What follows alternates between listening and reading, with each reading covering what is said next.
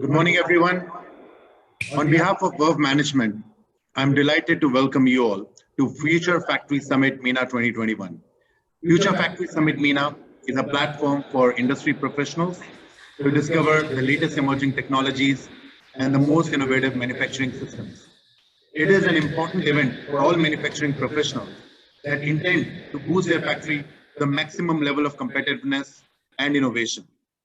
Future Factory Summit will showcase latest innovations and practical case studies along with interactive panel discussions designed to guide the manufacturing sector in identifying the right strategy to knock through long-standing resistance and be future ready. As the organizers, we are very excited for this timely virtual conference discussing the future of manufacturing industry driven by innovation with adoption of key technologies. The key insights and thought-provoking debates will ignite the ideas to redefine the manufacturing industry in coming times. On behalf of Verve Management, I welcome each one of you and wish you a very successful conference ahead. Now, I'd like to introduce the chairperson of the day, Mr. Nimboka. He is the Chief Operating Officer at Dolphin Manufacturing in UAE. Mr. Nimboka was born and brought up in India. He graduated in mechanical engineering along with masters in international trade management and worked globally in leadership roles for companies like Reliance, Lloyds, and Belgian Glass Groups. Mr. Nimboka has 28 years of experience and he has won several industry awards. And recently, in February of 2020, he won the coveted Global Quality Champion Award from General Electric Transportation. Mr. Nimboka, pleasure to have you here with us. I now pass on the floor to you. Thank you, Rohan. Thank you for those kind words. Assalamu alaikum, good morning and namaste to all of you. I, Padmanabh Nimborkar, am enormously happy in extending you a very warm welcome. It's an honor and privilege to be here with you. We are delighted to host all of you this virtual Future Factory Summit MENA 2021. Yesterday, the world celebrated Mother's Day. My friend asked me, can you explain why you think your mom is the best? I was a bit puzzled. Because what my mom gave me, I will never be expressed. I will never be able to express in words. But since he was insisting, he said, if you explain this to me, you may win a prize. And then I thought, like, how something I can express which cannot be expressed in words. And then I asked him, to which he was puzzled. I asked if something I cannot be expressed, I will not be able to express in words, how are you going to assimilate it and quantify it? Like somebody else is at 8, somebody else is at 8.5. How you are going to do this scoring? I don't understand. But the point here I want to say, all of you, is that I wish you a very happy Mother's Day. To all the mothers, the sisters, the daughters who are there, I really appreciate the hard work, the sincerity and the dedication you are showing in this world. So thank you. Now, we have with us today a very distinguished list of participants, illustrious panelists, eminent speakers, and some renowned delegates. In upcoming 2 days, we will have some amazing knowledge-filled events with panel discussions, keynote addresses, insightful presentations, and unlimited networking. So let's see how we are poised for today. So today we will start with a presentation on achieving zero harm in safety critical organization to authentic leadership. Then we will move on to a panel discussion on future of manufacturing sector and the impact of COVID-19 on the economy. This would be followed by a presentation on digitization of EHS for the manufacturing sector. Then a panel discussion on unlocking the region's manufacturing potential. And one more panel discussion on shaping skills and culture for the factory of the future. And the sixth one, which we will end with, is a presentation on decluttering the concept of smart factories. So this is what we have, I can say, 6 battery power packed sessions for you in the coming 3 hours. So we are all excited to go about it. So before we start the sessions, please allow me to explain some general guidelines for all of us. So first, there will be a question and answer session at the end of each panel and presentation session. So we want this to be an interactive thing. So please feel free to type in your questions in the Q&A section during the session before the session ends. And as it is planned, we want to have it a very interactive sessions. The second, we will have some networking breaks in between. So during these breaks, please feel free to network with your peers and know more about the technologies and services provided by the sponsors. You can chat or book a meeting with the sponsors and partners by going to the sponsors and partners section and clicking on the respective booth. Third, all the delegates will be available in the networking zone, and you can chat or arrange a meeting with these delegates by clicking on their profile. Fourth, the conference recording and post-event reports will be shared with all the attendees 2 weeks after the event. Fifth, all the delegates will have opportunity to win gift vouchers. The top 3 delegates of our leaderboard will win prizes. You get points for networking, for accepting meetings, for sending meeting invites, visiting booths, etc. So please network and win. And last, you can contact the organization for any issues at their booth in the sponsors and partners section. So without much ado, please let me invite the first keynote speaker, Mr. Salman Daud Abdullah. Mr. Salman is an Executive Vice President in Emirates Global Aluminium, EGA, looking after EHS, SQ, and business transformation. Emirates Global Aluminium, as we all know, is the world's largest premium aluminium producer and making the modern life possible since 1979. Salman is an electrical engineer by profession and have a vast experience in designing, building, operating, and maintaining large industrial plants. He will be speaking on the topic, achieving zero harm in safety critical organization through authentic leadership. So let's give him a big round of applause, and it's over to you, Salman. Thank you very much, Nimbarkar, for a very generous introduction. So today, the presentation which you are going to see is basically based on my research on safety in industrial and manufacturing plants. So it's about, what got me excited about it is I was reading a research paper in which I wanted to study how the root cause analysis reports or investigation reports are done in the Gulf area. And this researcher received a large number of investigation reports. And in the paper, the gentleman writes that from the Gulf, the reports he received, 40%, he put it in the dustbin. And the reason for that was most of the reports ended up in saying it was a small guy at the shop floor and he was responsible. And that got me excited because I've been very privileged to be associated with Emirates Global Aluminium and Dubai Aluminium before that, and Emirates Global Aluminium.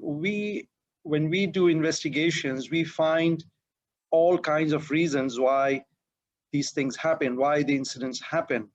And particularly what got me even more excited was the case of 737 MAX, where now people talk about the automation being responsible. But when we look closer, there's plenty of reports showing that it was the leadership which was responsible for these events. So that's what the background and the reason for my research is. So very quick introduction. So many manufacturing industries have inherent high level of occupational risk. And these include like power plants, refineries, and similar industries. So even when you ask them, when we approach any of the manufacturing, how are you doing on safety? Everybody says, wow, we are the best in our business. Yet the data shows otherwise. The data shows that still there are significant injuries and sometimes, unfortunately, even fatalities taking place. That's not just limited to Gulf, that's around the world. And any report you pick up, there's dozens and dozens of people still losing their lives working in manufacturing industry.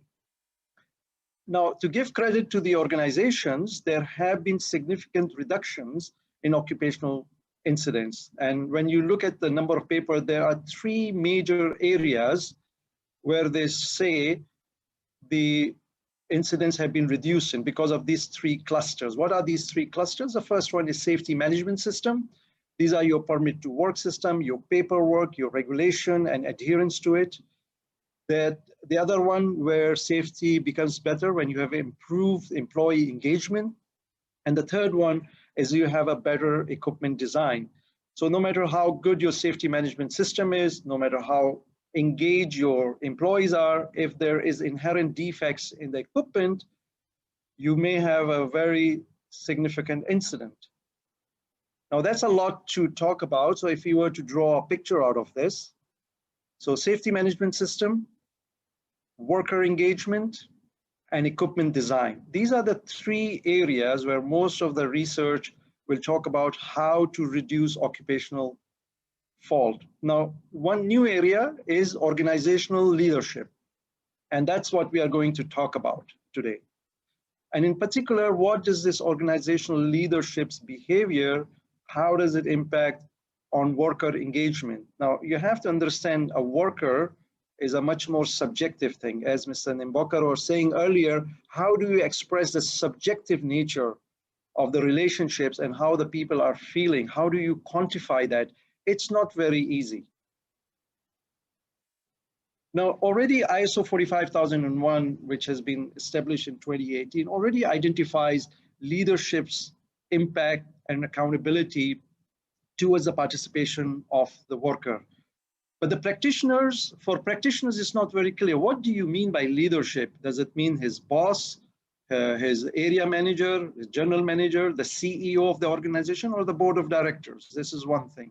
And the other thing is, what does it mean the leader should get them engaged? What about the leader himself? What are the characteristics of the leadership? And this is, we are getting deeper into the research which I've looked at. And there is a new construct called authentic leadership. And authentic leadership, we should not just talk about in terms of a layman language where everybody has their own definition. What does authentic leadership means? Authentic leadership, the scholars got interested in the early 2000s, where a number of companies like Enron and other, they found there was a lot of unethical behavior involved in top tier leaders in top organizations. So this is an important subject area, and leaders, when they have a deeper understanding of the subjective elements on how their behavior, their words, and more importantly, actions impact on the people, that's where we need to understand how authentic leadership can improve the safety statistics. In another way to put this, in simpler words to put it, we were all looking at the shop floor problems. But what people are finding out that most of the problems at the shop floor actually emanate from the top floor. Now, this is an example, a real example. This is a researcher called Kem et al. 2016. And he found in a manufacturing plant in Hong Kong that over a long period of time, as they improved the technical part, means the technical design of the equipment, they improved the systems or the safety management systems, and then the safety culture. Safety culture means making sure that your peers and everybody talks about safety. What you find, interestingly, that when all this work was done, the safety statistics improved. So the recordable incidents or the accidents reduced significantly, but then they plateaued out. You see at the end, it did not go back to zero. And this is where is the interesting part. Why does it not go to zero? So let's look at another paper by Lingard. She looked at the almost 60 months of data from an Australian infrastructure construction project. And what she finds is that as a TRIFR, that's a top graph, as it starts to reduce, then the safety intervention efforts by the organization starts to come down. What is that showing? That when people say, I don't have as many safety incidents as I used to have, the leadership get distracted. They get attention on other things more. Because to be honest, to talk about safety on an every day, when you have very, very small amount of incidents, the top tier leadership may get very bored very quickly. They want to know about what the dollar strength is. They want to know, can I hedge my product? They want to know, am I get the loan and from the lenders? So they get distracted in that. And what happens? That the leading indicator, which is the average safety efforts, starts coming down. And that's what we call the comfort zone. The leadership gets into a comfort zone. And again, the incidents go up. So this is a real data. This is not a theoretical data. And we in manufacturing industry have seen this over and over again. What was interesting for me that in a small 60-month period, Lingard finds this to happen multiple times. So it's a cyclic nature in the comfort cycle. So what does the scholars define as authentic leaders? So now we are looking at what if the leader of the organizations were quote unquote authentic, how it will be different. Now, before we go into the detail, there are different perspectives of authentic leadership. One is led by Gardner and Associates, and which is called the practical approach. And the other one is by Avilio and Associates, which is called as the developmental model. We can pick up on any of those models, but for today, I'm going to focus on Avilio and Gardner. And you can see one of his associates is talking about a pattern that draws upon, promotes positive psychological capacities, positive ethical climate, greater self-awareness, internalized moral perspective, balanced processing, relational transparency, and so on and so forth. And it's all in one sentence. I had to read it like 5 times to even understand what was the authors trying to say. And that's where people like ourselves have to bridge between the academia and the practical relevance. So what I said, okay, I'm going to take this and translate it into a picture. And that's what the authors have done. So there are 2 antecedents to, if you want to define what is authentic leadership. 2 antecedents means before any processing, 2 things must be the key characters of the leader. 1, they should have positive psychological capacities. So, you know, in the aviation industry, they don't give the job of the pilot to anyone who has a license. No, there are certain measures and filters that the pilots go through before they can sit and fly 300 people across continents.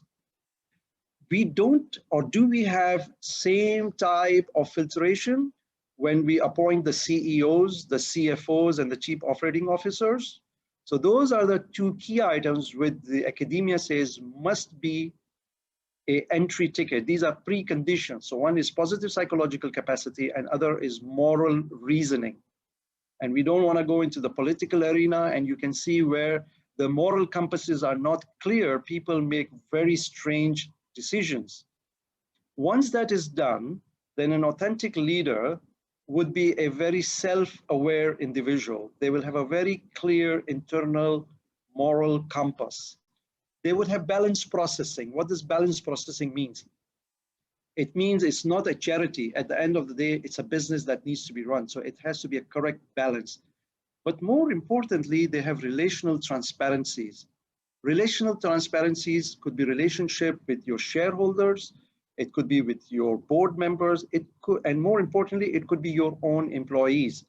So if manufacturing industry have big captions of vision to be the most safe organization ever existed on the planet, but then the practice is not there, you are compromising the relational transparency. You're saying something in literature, but your action is quite different. So this is a well-established now definition of authentic leadership. Summarizing, what does it mean? So we looked at the picture. In simple terms, they are genuine leaders as opposed to manipulative to just achieve short-term goals. They are honest and they have key values as part of their existence. They know what their values are. So they have these values which they have learned and they're aware of it. But the more difficult part, that under difficult scenarios, they have the courage to stick to those values. So if somebody like Salman comes and say, safety is very important, and suddenly I get an order where I have to compromise some of the safety measures, and I accept that order, then really that is not my value. That is just my hobby. I just talk about it, I research about it, I write papers about it, but when the rubber hits the road, I move away from it. So people need to know, are they really my values, or are these just my hobbies? They have meaningful relationships, as we discuss, without fake facade. You know, when they talk to the employees, when they talk to the shareholders, when they take to the investors, they are genuine relationships. Most importantly for me, internalized moral compasses. You know, if people don't have that under challenging circumstances, they will make compromises. And balance processing means they have to run a business and they have to balance the decisions. In conclusion and way forward, every single organization believes, and they talk a lot about that they are the best when it comes to minimizing significant incidents and fatalities. The data, however, shows otherwise. And this is not just a Gulf data, this is international data, that these injuries continue to take place. And if we do proper investigation, not everything is a mistake made at the shop floor level. Unfortunately, most of the investigation reports end up like these. Honestly, we should take those and throw it in the bin, as like the researcher I spoke to you about did it. There are other things happening in a big organization, and we need to be brave and courageous to say where it emanated from. Of course, the cliche, leaders should remain vigilant, but they must start from examining themselves and question if they are falling in the comfort zone, particularly when the incident rates are very low. As leaders of the organization, you have done well to reduce the recordable incidents, but don't fall into the comfort zone.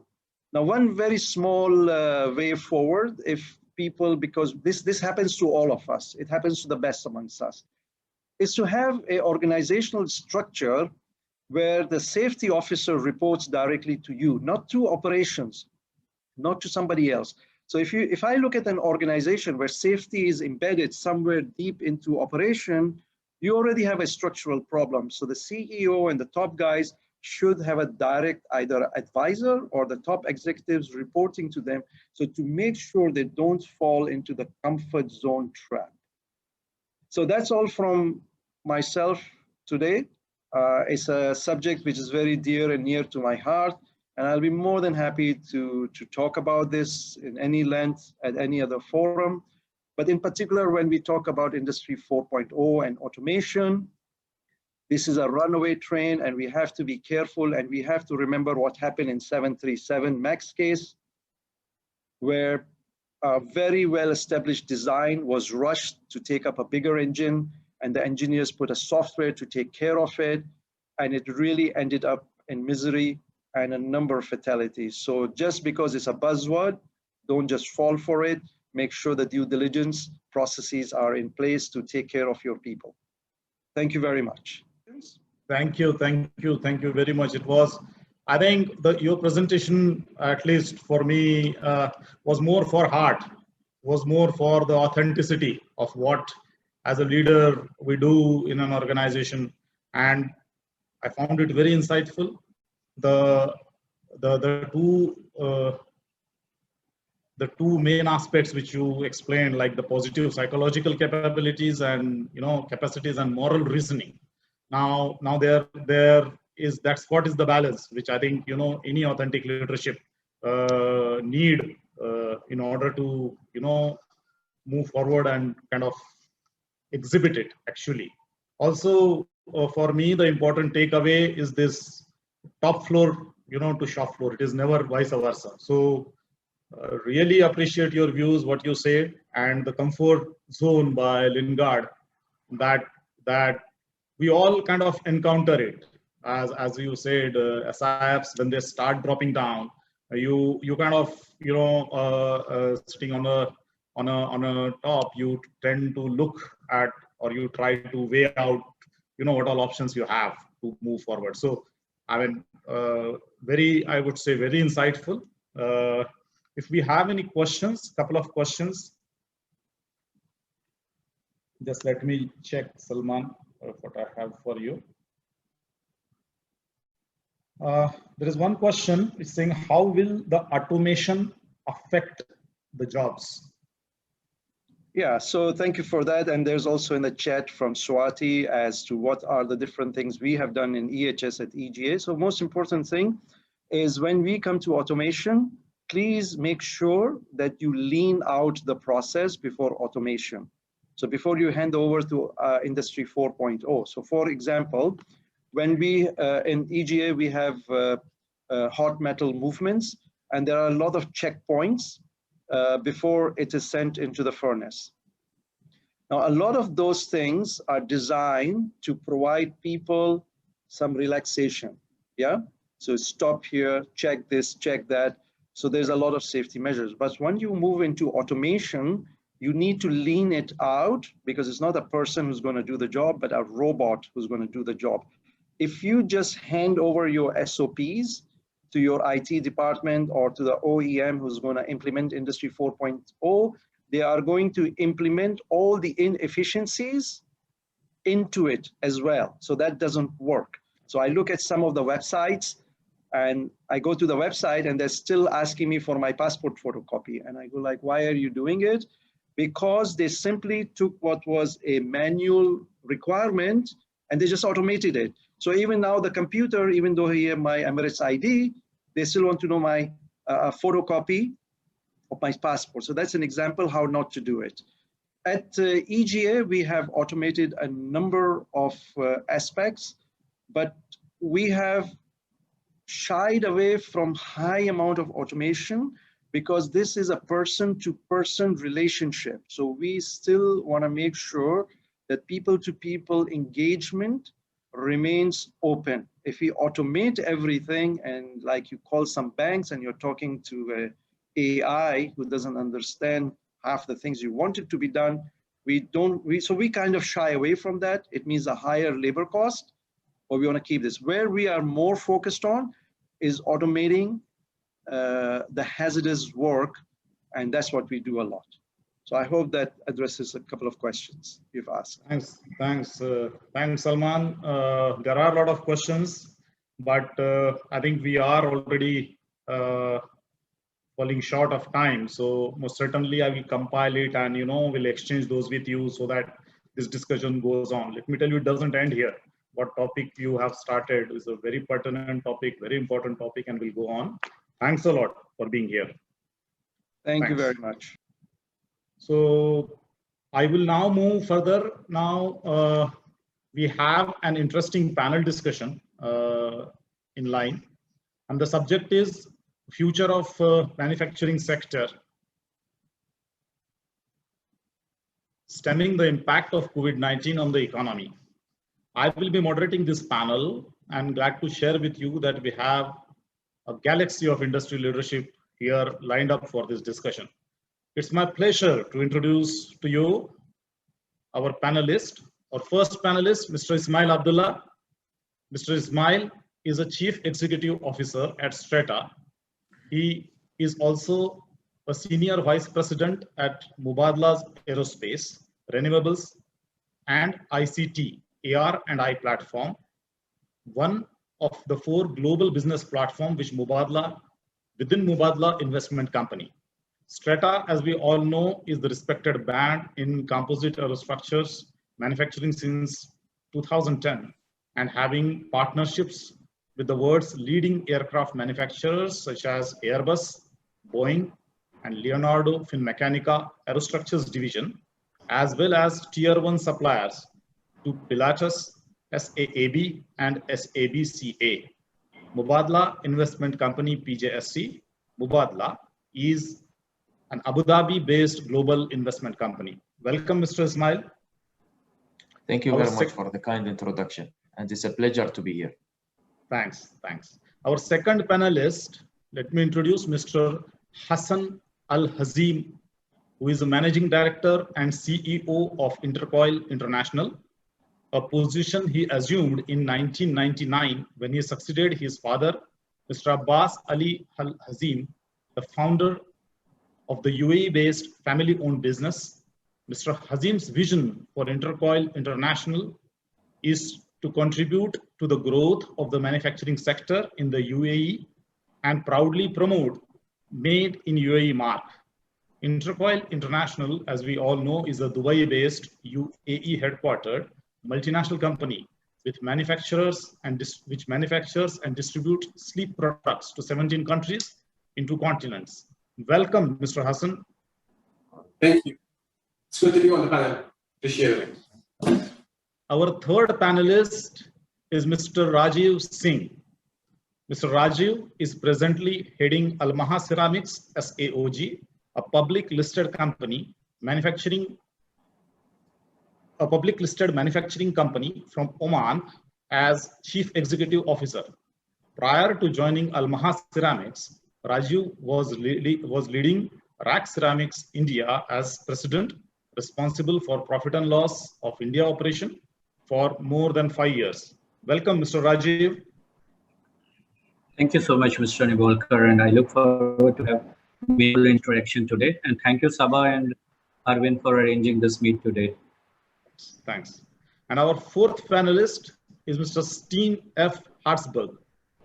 Mr. Steen is a Chief Executive Officer of Nadec Foods, a public listed company, one of the largest food and agriculture company in the Middle East and North Africa. Steen is the former Vice President and Regional CEO of Arla Foods in Africa. Welcome, Mr. Steen. Many thanks. So, gentlemen, if you are all ready, let's set the ball rolling. The subject today is the future of manufacturing sector by controlling or stemming the impact of COVID-19 on the economy. This subject generates a lot of inquiry, a lot of excitement, enthusiasm, and interest in the audience's mind. Today, as we know, we live in a pool of uncertainty around us, but also there is a ray of hope. The pandemic is an absolute reset for the humanity. I mean, each one of us has seen things which are simply, if in 2019 we thought it could have been unimaginable. So this complete story of this pandemic impact is full of twists and turns, and it's still going on, is still on. So like when we started early January 2020, it was the pandemic itself. We were not knowing it was pandemic. It slowly turned out to be one. Then we understood it's kind of once in a 100-year phenomena. And now we can comfortably say that even our great-grandchildren will say that our great-grandfathers have survived the pandemics. So then we have this phenomena, then we have a record vaccine discovery in the record time. And then we have seen a lot of challenges, including the distribution challenges, the supply chain challenges. And more recently, we have seen more twists in terms of variants of these viruses, and major development economies, they have suffered because of these variants, and some vaccines, some questions being raised and then subsequently answered. So the only thing here, this seems the uncertainty. Now for manufacturing sectors, the challenges are, of course, very, very different. In the sense, for us, the work from home concept was something which was unimaginable earlier. Social distancing, because in the manufacturing sector, we do a lot of collaborations. We have group of people, workers working. Personal hygiene, maintaining personal hygiene for such a large workforce. It has different impacts for different manufacturers. So in the end, we all hope that together we will come out of this, and we are almost certain that life will never be the same again, but we are all in for a new normal. So in such scenario, in such situation that we are in, what better time it can be than this to discuss this topic. So it's my pleasure to interact with you and get your insight on this subject. So let me start by asking Mr. Ismail. Mr. Ismail, I wish to know how digital transformation will help the manufacturing organizations to achieve their goal, and what adaptations are required for the digital transformation in the post-pandemic era. Thank you very much, distinguished guests, friends, and colleagues. Good morning, good day, and it's a pleasure to be with you here. Let me start with a brief introduction about Strata, a brief introduction about what the pandemic did for the aerospace industry, which the industry that we operate in, and then try to address the question, to put things into context. So Strata is an aerostructures manufacturing company located in the city of Al Ain in the Emirate of Abu Dhabi, here in the United Arab Emirates. We manufacture aircraft parts for the likes of Airbus, Boeing, Pilatus, Leonardo. We don't only manufacture large parts for large aircrafts, but also we do business jets. We are proud that 8% of the worldwide fleet of wide-body aircrafts, these are your 330s, 350s, 380s, 787, 777, and 777X, have parts made with pride here in the UAE. The pandemic hit our industry very hard. We haven't seen something like this for the past 100 years. This was driven by the fact that borders were shut down, people could not travel, which means that airlines could not operate aircrafts. And last year, we have seen that 41% of the aircrafts worldwide were parked. This meant that OEMs, aircraft manufacturers, the likes of Airbus and Boeing, did not deliver the same number of aircrafts in 2020 compared to 2019. There was a drop of 52% in terms of delivery, which means that it affected companies like Strata. But I always live with this motto: what's life without a challenge? Yes, the pandemic was very challenging, but also we've learned a lot from the pandemic. You know, I always tell my team, every company around the world, they have something called business continuity plan. And this business continuity plan is treated like the fire extinguisher. On a periodic basis, you go, you check the quality, you ensure that it works, and every time you pray that you don't use it. But last year, we had to go in full action. And I'll be very honest with you, we are very lucky to be located here in the UAE. The leaders of the country understood the importance of tackling the pandemic head on and trying to ensure that we have the capacity and the capability to address the needs of the local population. This is why during the pandemic and up to now, thank God, with the grace of God, we did not stop operations any day. We abided by the rules, whether it's social distancing wherever we can, because we are a manufacturing company. We had to adapt to the number of people that are allowed within the facility, but we did not stop operation. This is not driven by the fact that we have solid business continuity plans, but also it was driven by the fact that the country addressed this issue of COVID-19 heads on. And we have been supported by many organizations here in the UAE. Zooming into your question regarding digitalization or digitization, there is consensus among business leaders that digitalization is extremely important to enhance competitiveness. This was pre-COVID-19 era. The idea is to utilize digital tools to enhance competitiveness, enhance quality, reduce cost or streamline waste activities that you do not need, and ensure that you meet the customer's requirement in a timely fashion with the right scope, the right cost. Post the pandemic, I strongly believe that this consensus has been turbocharged, which means that companies around the world will start looking at digitalization opportunities to implement. From our perspective here, one of the things that really interests us is concepts and technologies related to the fourth industrial revolution. Concepts such as artificial intelligence.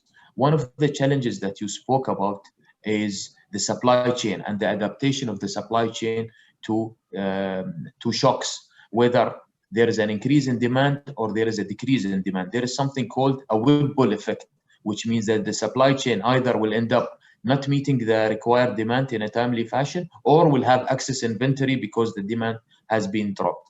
Artificial intelligence will be able to ensure that there is a timely connection between demand and supply in order to address this problem. Other things that we look at here at Strata is 3D printing and how 3D printing will change the way we do business and we do manufacturing. But everything goes with a caveat. The caveat here is that as manufacturing entities, we are in the business of must-haves, not in the business of nice-to-have. So every investment that we make in terms of technology must have a return, an investment return. And these are the applications that we like to go after. Thank you, Ismail. It was a very insightful thoughts which you shared, and I totally agree with you in the way that all the governments, all the government bodies, the frontliners, the health workers, all of this what we have seen is really remarkable, and we salute all of those. So, if I may ask Mr. Hassan, Mr. Hassan, how you think the manufacturing organizations should be future ready? With this impact what we have now, how you think we should surpass this and move forward? I think data is and will be the biggest differentiator in how we compete. Data is at the center of digital transformation. I call it predictive analytics. Let me share with you the power of data at Intercoil. At one point, we had more than 25 retail stores. Some stores did better than others, and many people questioned our rationale. They might have been right. It's not usual for a manufacturer to end up also becoming a retailer. Looking back at this strategy, it allowed us to collect tremendous data about thousands of our customers, giving us valuable insights, which we have used to develop our products across all segments. One of our major learnings from the data we collected over the years is how important is the correlation between buying a mattress and complete bedroom furniture. This has driven our expansion into bedroom furniture. Today, over 50% of our business is an attachment where a mattress is attached to furniture sales. Huge comparative advantage. The rapid learning cycles we have learned from the data made it very hard for our competitors to catch up with us. Thank you, Mr. Hassan. Thank you, and really appreciate your vision of your company and the way you look at 2030. I've seen, and I was so very impressed to know that your targets, your goal of providing 1 billion beds, that is something amazing. I really appreciate. Thank you, appreciate it.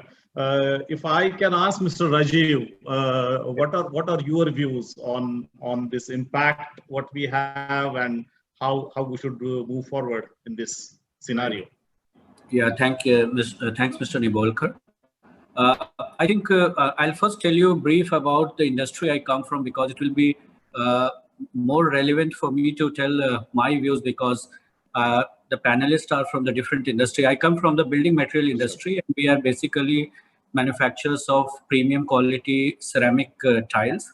Now, as you mentioned earlier, in manufacturing segment like us, there is nothing like work from home. And while we had an opportunity for the top management and some departments to work from home, but we ensured that to boost our workforce, we all should be present at the office. We faced the challenges of pandemic. There were positive cases in the factory. The SOPs were created. Day in, day out, we were involved emotionally and also taking all precautions to sail through. Not a single day disruptions happen in terms of productions. And unlike other industry, this time actually came like a boom for us, and we registered a growth in PAT by 52%. And our order bookings were very good. And few things, I think what we have learned that pandemic has brought us a new thought process, that what we were earlier thinking like a just in time, it is becoming just in case, because there are too many options which are coming in your mind. Like, for example, when it started in the month of February, we started thinking, suppose just in case it starts in Oman, because Oman, there was no sign of any, cases, just like we were hearing for China. But major suppliers of raw material were from Spain and Italy, and we were seeing them suffering. So how you are planning your raw material flow, how you are taking into account the planning in terms of creating inventory which can take care of your production and other things. Second thing, I think the pandemic also gave us a thought in terms of three major challenges. One, transportation of finished goods to the other territories, like going to the out of Oman to Saudi Arabia to UAE to Yemen and all these places. Also the flow of migrant laborers and also technicians, because a lot of restrictions of travel was there. Restriction of travel was there for the sales team as well, because if you're not meeting the customer, and our scenario is more of a touch and feel. You cannot just order the product and online and go. People want to see the product. People want to touch the product. So we adopted a lot of disruptive technologies, like going away from the traditional way of sales and marketing. For example, this was a very right time, just 6 months before we launched antibacterial and antimicrobial tile, which was very much useful for the scenario where it's due to photocatalytic actions, it is automatically killing your viruses and bacteria from the surface. That was a big hit. Then other functional products we launched. Now, as we were thinking that you are not able to go close to the customers, there were restrictions in terms of meeting the customer. I think IoT technologies and virtual reality, augmented reality, all these technologies came into picture. The trend of creating a virtual visit of the showroom, augmented reality, wherein you can go yourself to a product, click it, and then see what type it is, what are the details, how it will look in your bathroom or the construction areas. That was never seen in our type of business. Our business is something where traditionally you are going to a dealer place and also selecting the tile, but how the entire marketing budget is transforming into digital marketing, going into social media, creating AVs and all, that was very, very important. And while challenges was that not every dealer or business associate was so educated to use the technology in hand, but it was our duty how to make them, they all were very handy on social media, how you are using the best possible technology to reach to the customers and mitigating all these challenges. And nevertheless, that was really helpful in terms of we taking over a good quantity of order booking, and that continues till date. And I'm seeing that in future, definitely this is going to be a digital transformation in the way we are thinking and the way we are operating on a day-to-day basis. Thank you, Mr. Raju. It's precisely what you said, that the biggest challenge for manufacturers, because we are doing something, we are creating something, and all of a sudden this isolation and lockdowns and all these things. Fortunately for us also, the business didn't get not even for a single day with with all the due care. Now let me go to Steen. Steen, I wish to know, because the kind of industry that you are in, it's a perishable product, and the challenges which you might have, I can understand the enormity of it. If you can enlighten us with the supply chain side of it, because it's such a complicated network for a food product to distribute. If I may request Mr. Steen to throw some light. Yes, many thanks. Thank you for the question. Yes, you're absolutely right. We are in a completely different environment. In many ways, we were also maybe a bit luckier than many of my colleagues, since people need food every day. And though we, of course, experienced a major impact during the pandemic, especially because of the closing down of food services and restaurants, etc., we also saw a major upturn on home consumption. Now, Nordic is supplying to more than 48,000 shops on a daily basis across the whole GCC and North Africa.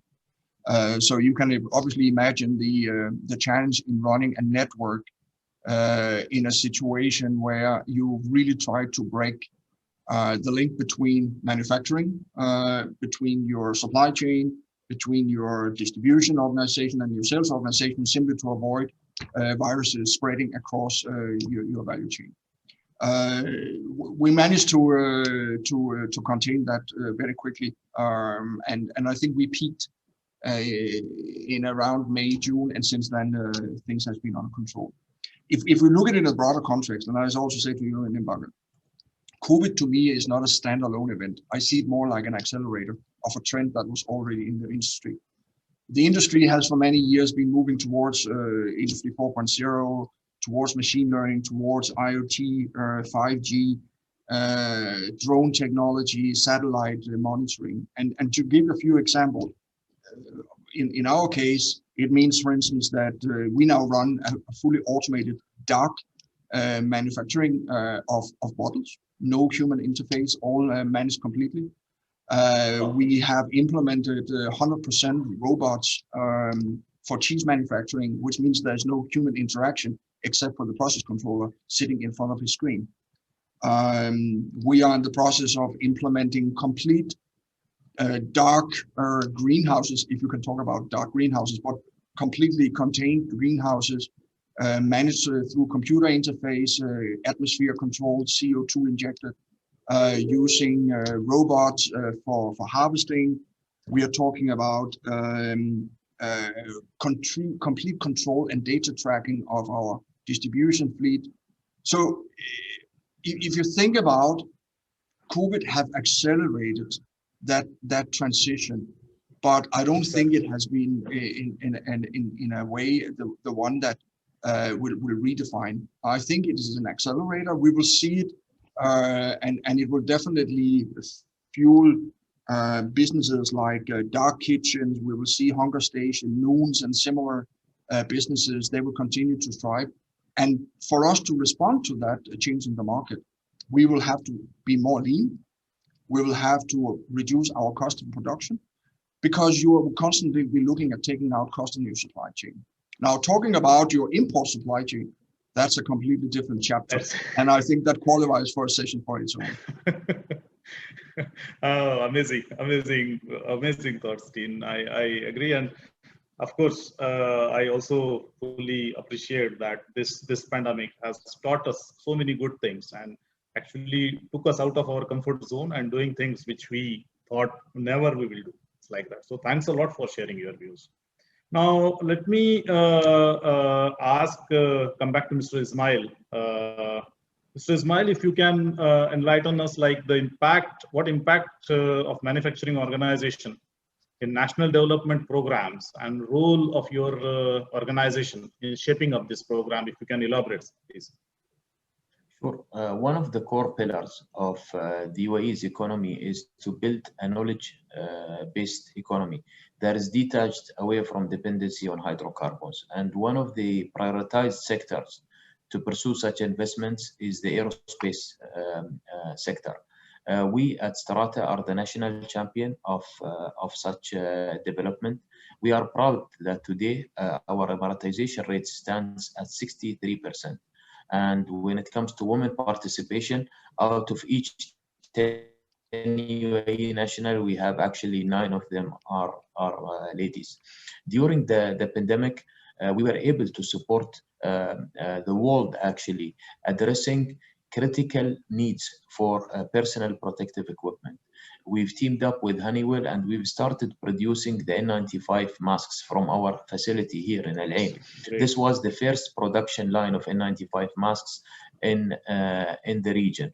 The UAE prior to that was an importer of these masks, and we were able to address some of the local needs and start exporting these masks worldwide. And I believe that this is the strength of manufacturing, to address some of the strategic requirements when times are bad. And in good times, we continue to employ, we continue to support small to medium enterprises, and we continue to ensure that the economic wheel is running.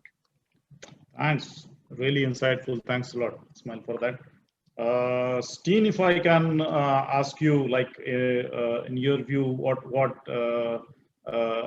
as an organization, how you feel that how, like, of course, 2020 we all know was a different year. 2021 is what we are in.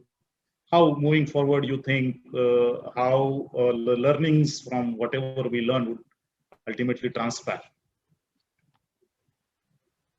Your take on that, Steen. I think you can still hear me. Yeah. Okay. Yeah. I can. Yeah. I think if you look forward,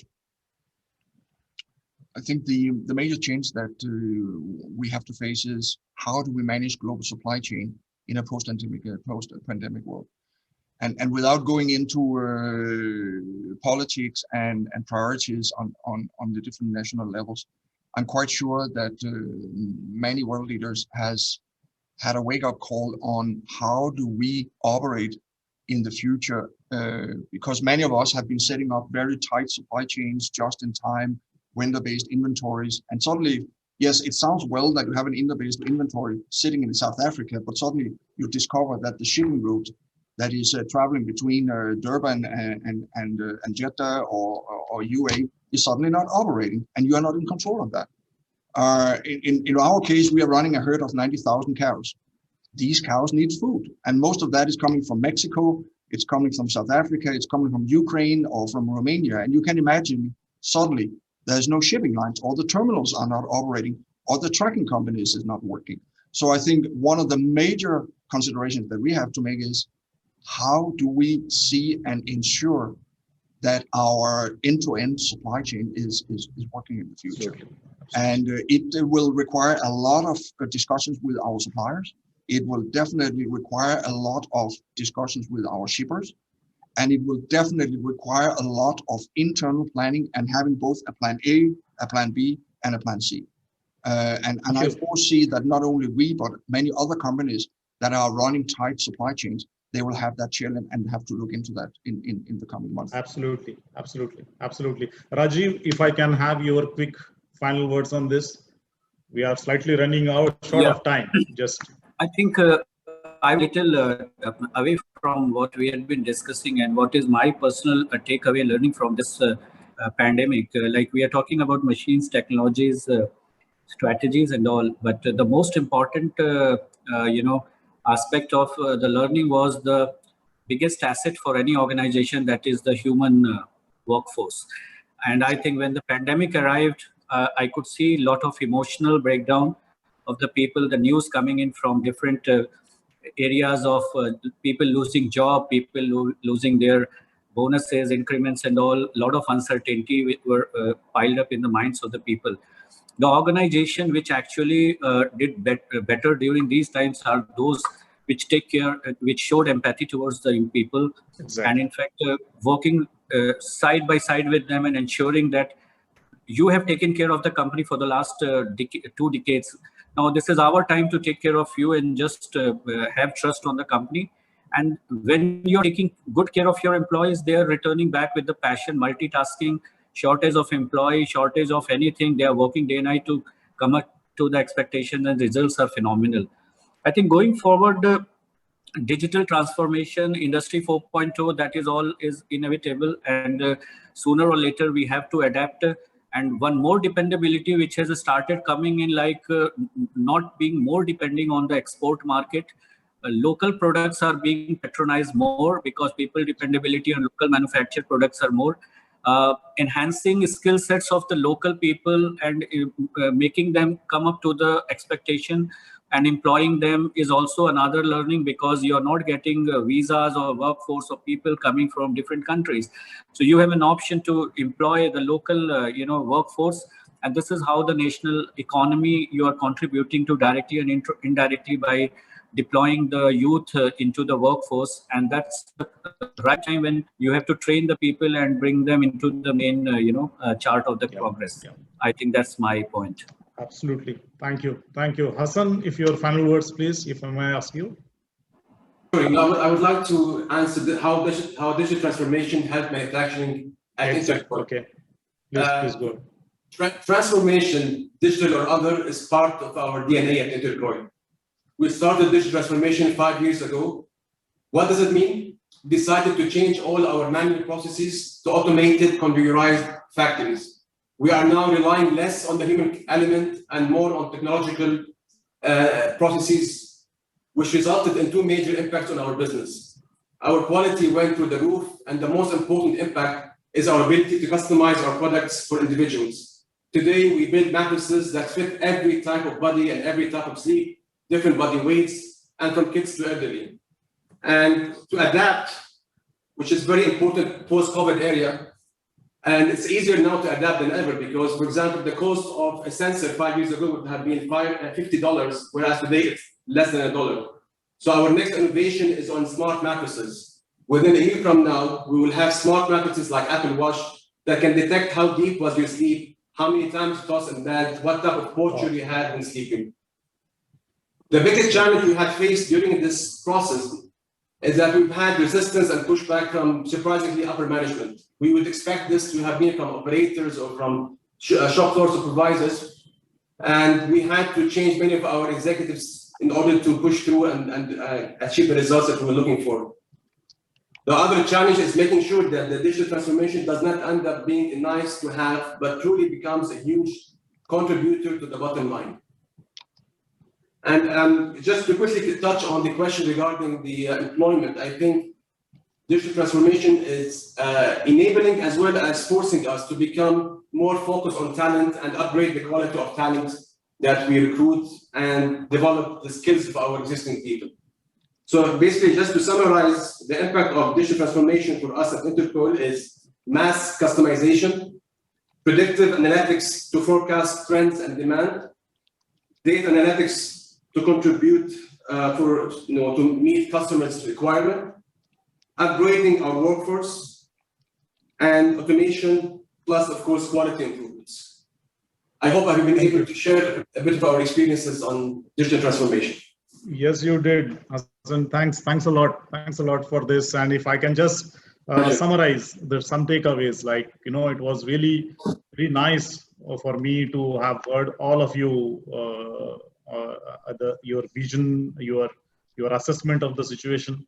What I can say is that, of course, it has, in this particular event, has made us more humble, more authentic, if I can say so, because like when travels are restricted, we cannot go, we don't have conferences, we don't have meetings. This is a time when we connect with each other on the shop floor well. I mean, I made up a point that I meet one guy every day out of my 1,000+ workforce. Every day, one-to-one on these guys. So this does give a lot of insight to us, a lot of bonding, and a collaboration with the workforce. So thanks a lot. We ran out of time actually. There are a lot of questions here, but we'll take it after the panel discussion. So nice of you, and thanks again for coming in and sharing your views. Thanks a lot. Thanks so much. Thanks. Thank you. Now we have a presentation discussing on digitization of environment, health and safety. We all know environment, health and safety plays a very vital role in the manufacturing industry. And to discuss this, I will invite Swati Vats, Regional Manager, Middle East from Bosch Engineering and Business Solution. She brings to the role over 20 years of experience across sales, account management, business development, client relationship management, and has worked in telecom, government, manufacturing, retail, and BFSI sectors across Middle East, Africa, and India. Swati Vats leads the business development of digital solutions for Robert Bosch Engineering and Solutions, and is responsible for digital solution sales and the go-to-market strategy across MENA region. Over to you, Swati. So thank you, Mr. Nimbolkar, for the kind introduction. Yes. Hello, everyone. Welcome to today's presentation. Let me quickly share my screen and so that we can get started. Okay. So as I was saying that during the panel discussion today, our panelists highlighted how automation and data analytics and supply chain visibility is helping their organizations during the pandemic. And this reinforced that Industry 4.0 O is about targeting substantial improvements in productivity, efficiency, flexibility, and customer orientation. However, the topic that I will be covering today is an equally important dimension of Industry 4.0, and that is sustainability and safety. So connected resource intensity, how to drive efficiencies in relation to energy consumption, water consumption, and industrial gases through integrated sensor technologies powered by analytics. And the opening discussion today by Mr. Salman from EGA, which highlighted that how leadership can help EHS and how safety can be improved from top floor and not just from the shop floor. To further add on that, I will speak on how to leverage digital technologies to monitor safer operations and detect risks to improve safety. As mentioned earlier, if you have any questions, kindly type it in the chat box and I will revert back to them during the course of the day. And you can also visit the Bosch booth to have a chat with me and my team during the networking breaks. So let's get started with the connected resource intensity. WEF has released a report on Lighthouse network of 54 companies who have successfully deployed Industry 4.0 over the years. And this includes Bosch automotive factories.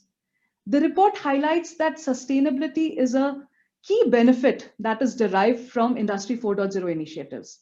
And that includes 50% energy efficiency gains, which translates to a significant amount of carbon abatement. So we have a great opportunity to leverage Industry 4.0 to drive sustainability performances. So what are the key factors that are driving the organizations to adopt digitalization in sustainability? Reduced carbon footprint and the march towards carbon neutrality. These are key goals of all global corporations today. And the awareness is being highlighted by international bodies. Sustainability goals have been set by local governments as well as international initiatives like the Paris Climate Goal. These are all encouraging companies to work towards digitalization in sustainability. Renewable energy is the key focus for Middle East energy strategy as well. Saudi Arabia, it aims to generate 50% of power from renewables by 2030, while UAE aims to increase the contribution of clean energy from 25% to 50% by 2050, and in return also reduce the carbon footprint of power generation by 70%. Another factor that is promoting digitalization is the significant cost savings gained by these initiatives. Digitalization can help in manpower reduction and productivity improvements. Using the latest analytics, forecasting models, these can help utility companies in making bulk purchases and hence reduce costing. Digitalization can also help in reducing production losses and it hence optimize the cost of operations, energy and utility management, remote condition monitoring, and even carbon dioxide emission tracking. So you might be aware that Bosch is one of amongst the few manufacturing organizations to have declared carbon neutrality in 2020. And this has been possible through the implementation of digital technology across Bosch plants worldwide. So let me walk you through our 5-step framework used at some of our plants to show how the value is generated as we go up against each step of digitalization. We start by detecting and eliminating wastage as the first step. Establishing transparency of usage consumption, it can help us uncover a lot of hidden inefficiencies. And value can be added, for example, through detection of idle hour and leakage detection analytics. The second step, it involves increasing the asset efficiencies. And this can be achieved through asset level benchmarking, condition monitoring, load analysis. Then we move to the process and operational improvements, which typically involves understanding the process parameters and fine-tuning the processes. The next level involves planning improvements, which is largely driven by combination of domain expertise, advanced analytics, and highly automated workflows. Finally, at the top level, level 5, peak predictions are possible when you are accurately be able to predict the power consumption requirements at your facility. This is based on previous patterns and makes a substantial usage of data analytics and forecasting models. This ensures the highest level of efficiency, reduced downtimes, utility disruptions, cost burdens, and a minimal carbon footprint. One of our offerings is DeepSight, a digital suite targeted at energy conservation and sustainability with pre-built KPIs for utility and production assets and pre-configured asset models. We are helping plants across the globe in energy cost reduction and optimizing their carbon dioxide footprint. The platform has already been implemented at 20+ sites across 4 countries and has produced an energy and utility saving of over $2.6 million with 5,000 million watts saving and 4,000+ tons of carbon dioxide reduced. So through the first few slides, I tried to emphasize how Industry 4.0 initiatives and digital technologies can help in deriving efficiencies in sustainability. The next topic that I want to talk about and touch base is the connected EHS's portfolio is the connected safety. Worker safety is critical social and productivity issue for corporations, which has become even more acute in the context of this pandemic. And we heard it from our panelists, how they have been trying to promote the workforce and motivate them. So safety plays an important role there. According to the National Safety Council, while workplace injuries have been on decline over the last many years, fatalities, however, have seemed to be rising. Further, the ILO indicates 2.3 million annual work-related deaths, and WHO has been highlighting 1.35 million road traffic deaths, many of which are attributable to industrial operations. Industry 4.0 is critical in helping to move the safety performance needle when it comes to preventing workplace deaths. And this is recognized in an ERM Global survey where more than 100 companies participated. 92% of the respondents believe that technology has a critical role to play in preventing deaths. According to Verdantix, a leading analyst, the connected device market to address worker safety could be close to $500 million in size. Environmental monitoring, proximity warning, worker vital signs monitoring, these are some of the important use cases in areas of workplace safety. So Bosch's connected safety offering, it includes solutions and accelerators based on IoT and digital technologies. Specific sensor kits, intelligent wearables, image sensing cameras, and closed-loop algorithms with machine learning capabilities are part of this offering. The solution helps through automated incident captures and alerts to mitigate the risk. It also helps in tracking near misses and hence preventing injuries and fatalities. Some of the solutions that I would want to highlight are AI-driven safety insights that can be used in remote locations like power plants, mines, driver safety, and confined spaces. The solution provides insights into worker risks through use of wearables, vision analytics, and sensors. And it can automatically trigger alerts and notification to the responsible teams for timely actions.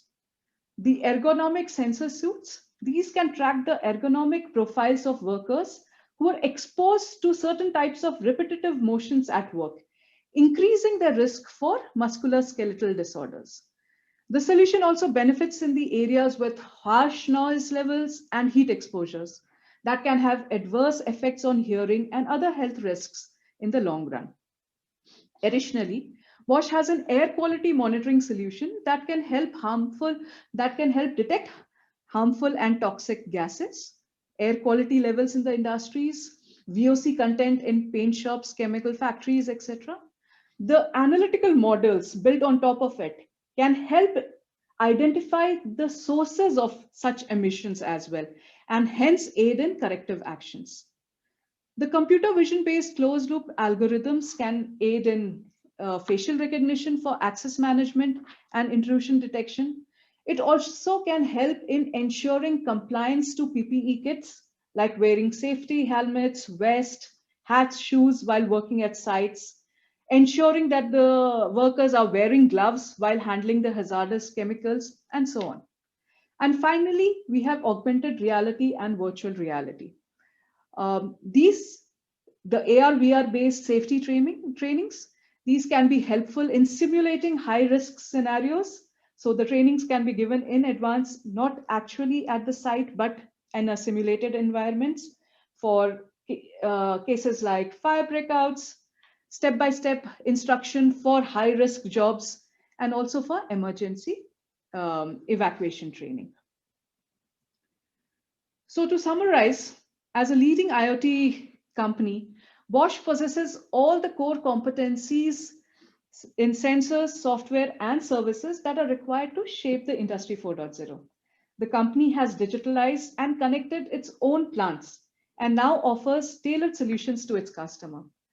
Our strategy has been to test all the Industry 4.0 solutions first in-house before offering it to the other companies in the market.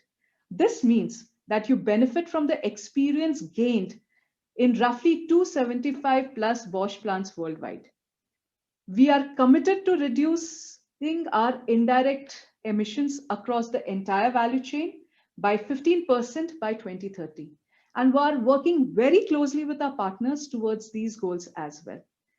And we would love to partner with you to help you derive your goals towards the connected sustainability and connected safety goals.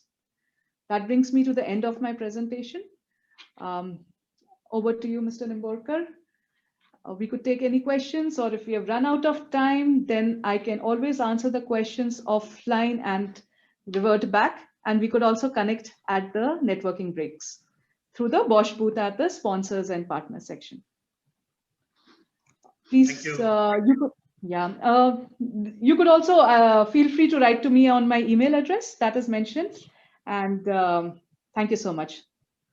Thanks, Swati. That was really very absorbing session, and it's very glad to know and hear that so many things Bosch is doing, and the way you presented is really remarkable. As you said, we are slightly kind of running out of time.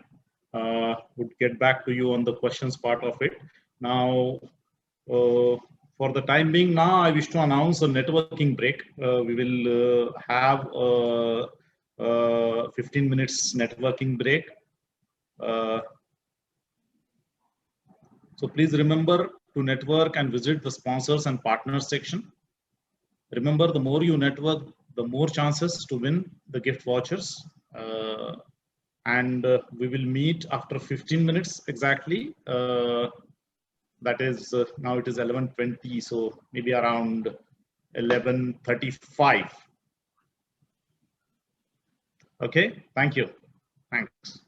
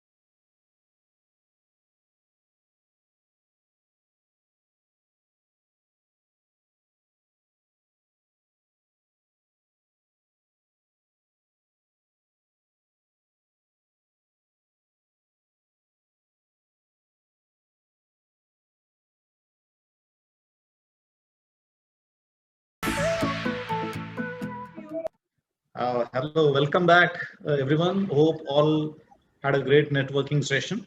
And let's get back to the conference now. Next up is a panel discussion about unlocking the region's manufacturing potential. Let me introduce the panel moderator, Mr. Khamis Methwali, who is an experienced supply chain and logistic professional with 15 years plus experience, demonstrated history of working in differential industrial sectors, dynamic, innovative, and success-driven. He is currently working as country logistics and international trade operations manager, Procter & Gamble, Egypt, and North Africa. Over to you, Mr. Khamis. Yes, thank you very much, Mr. Nibal. Good morning. Hello, everyone. Thank you very much for attending this session today. And I'm so delighted to see all of you here. And I'm so happy to moderate and manage this session with speakers like you. I will start with a quick introduction. As you mentioned, my name is Khamis Methwali. I'm leading now the country logistics and international trade manager in Procter & Gamble Middle East and North Africa. The floor is yours. Please start to introduce yourself to start our session.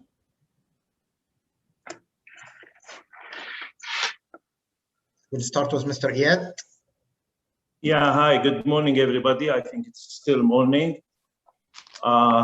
Thank you, Mr. Khamis, and special thank you for the organizer for this great opportunity. I take it you have read my short biography. I'm a supply chain professional. My academic background is in supply chain and industrial engineering. I've been working in the food manufacturing in Saudi and the UAE for around 10 years now. Also, I've been working, of course, in other different industries in the supply chain. This is, for now, I think this is it. I give the mic to my fellow speakers. Thank you very much, Mr. Martin. Good morning. Khamis, hi there. Yeah, thank you again, everybody, for attending this this event. Just as a brief introduction, my name is Martin Gill from Lighthouse Systems. We are a manufacturing software company, but my background is really in advising companies and offering some level of assistance in the journey to become a smart manufacturer or more digital in what is a very challenging way forward, certainly in the next, certainly now, but in the years to come. I look forward to engaging in conversation. Thank you very much. Mr. Emmanuel, good morning. Good morning, Mr. Khamis, and I thank Mr. Nirborkar as well as all the other panelists for giving me this opportunity. So my name is Emmanuel. I'm from Dubai, and I'm the owner of a perfume manufacturing industry as well as a training industry. So thank you. Laurel's Training. My background is in management and training development. Thank you, sir. Thank you very much. Dr. Abdul Qadir. Yes, nice to meet you. Thank you. Good morning. Can you guys hear me? Yes. Good. Well, nice to meet everybody. My name is Dr. Abdul Qadir. I work for Mubadala.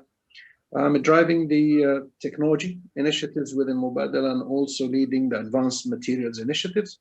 My background is aerospace for about 22 years and currently working on a number of initiatives for both development and investment within the ecosystem here in UAE with focus on technology.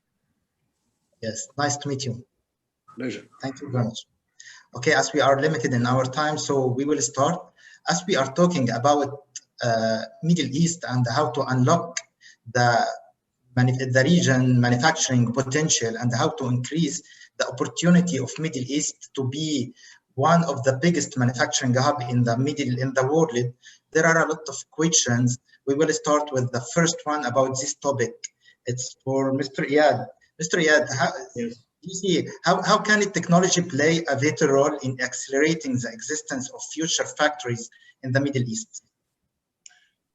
Well, as all of us know, the technology in general, it's improving the productivity in the manufacturing, of course, as well as other aspects of the industries.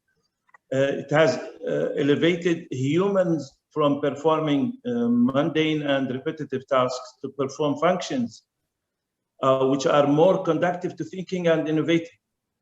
Technology is changing the comparative advantage that drive competitiveness. If you look at until recently, low skill and low labor cost production in the developing countries was considered as a comparative advantage.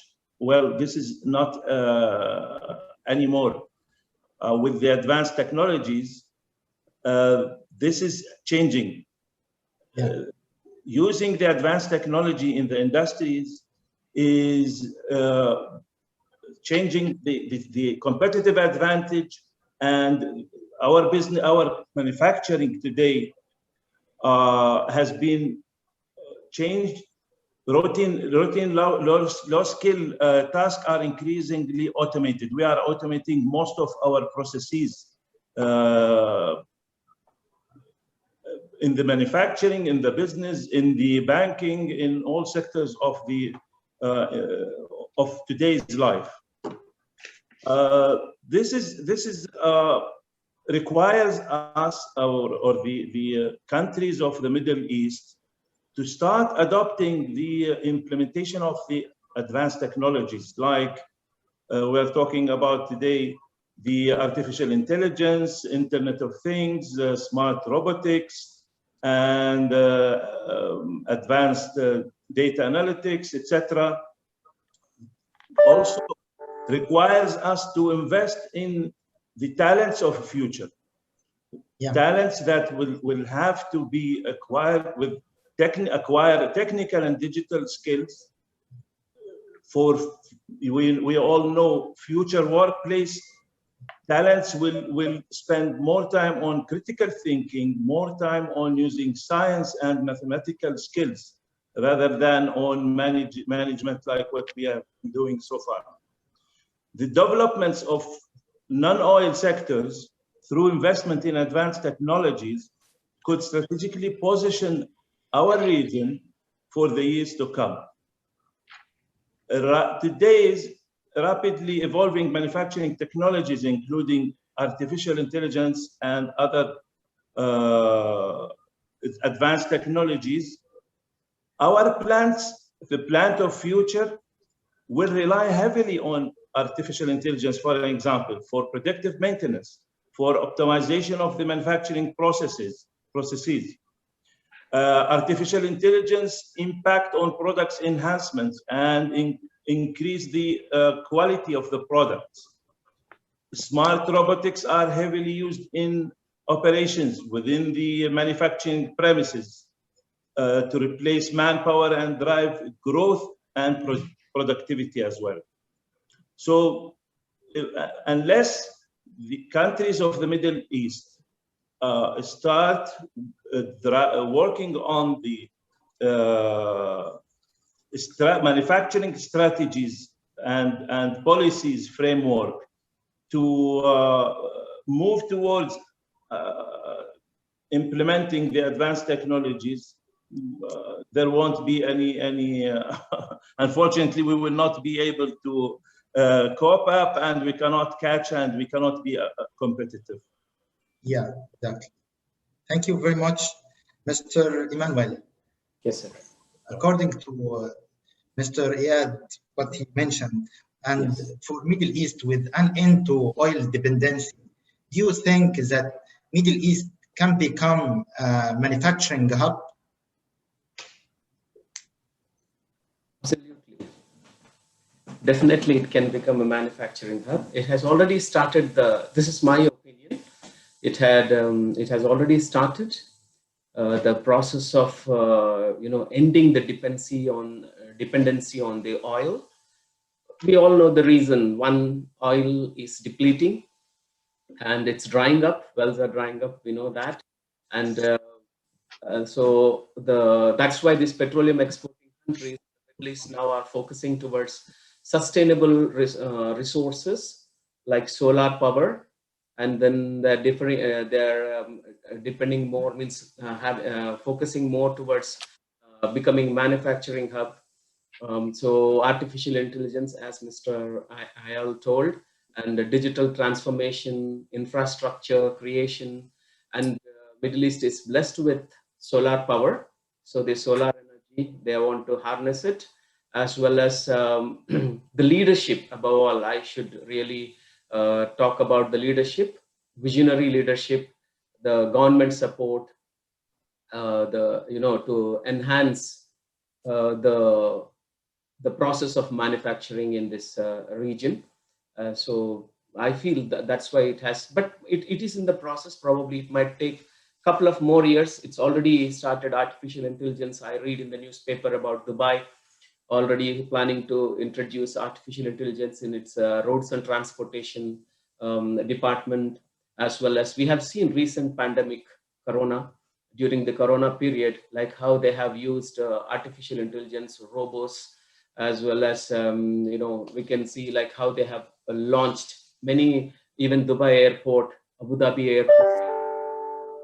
So these are all the signs that Middle East slowly moving towards becoming a manufacturing hub, moving away from oil revenues, moving away from the the old traditional methods, and looking forward to the technological driven resources like artificial intelligence and all this. This is my feeling. Definitely it will become, but it might take a few more years for that to happen.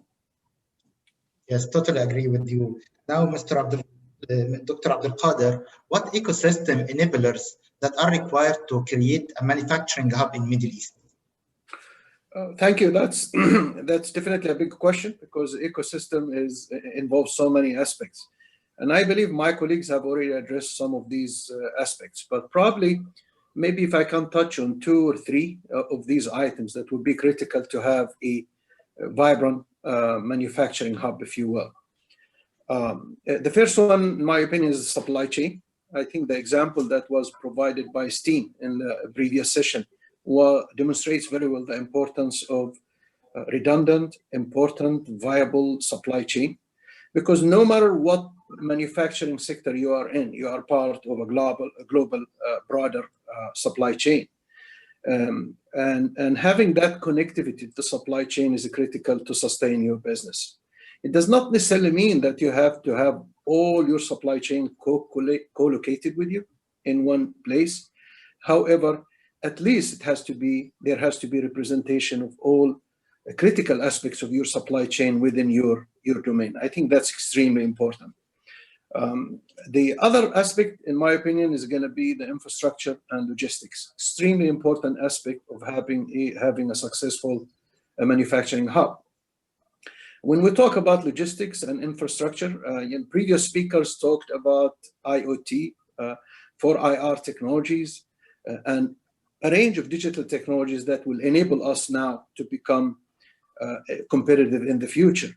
All of that depends on, for example, an IT infrastructure, having access to cloud, having access to robotics, having access to automation, to software. So this one aspect of that has to be actually is an important thing to establish. Availability of amenities, including water, power, electricity, and things like that. For example, if it's going to take you 2 years to establish power for your factory, that's not going to be productive, really. One thing to say on this front is really has been among the best in the region, if not actually in the world, in terms of providing the logistics and the infrastructure to do that. And I agree actually with Emmanuel that we are actually now in the process of implementing manufacturing hub in UAE. Our CEO from Strata was on the call on the previous session, and the examples we provided in aerospace are very clear example that, or evidence that you can actually do it. Building aircraft components is not an easy task at all. It's among the most complex industries, and we managed to do that.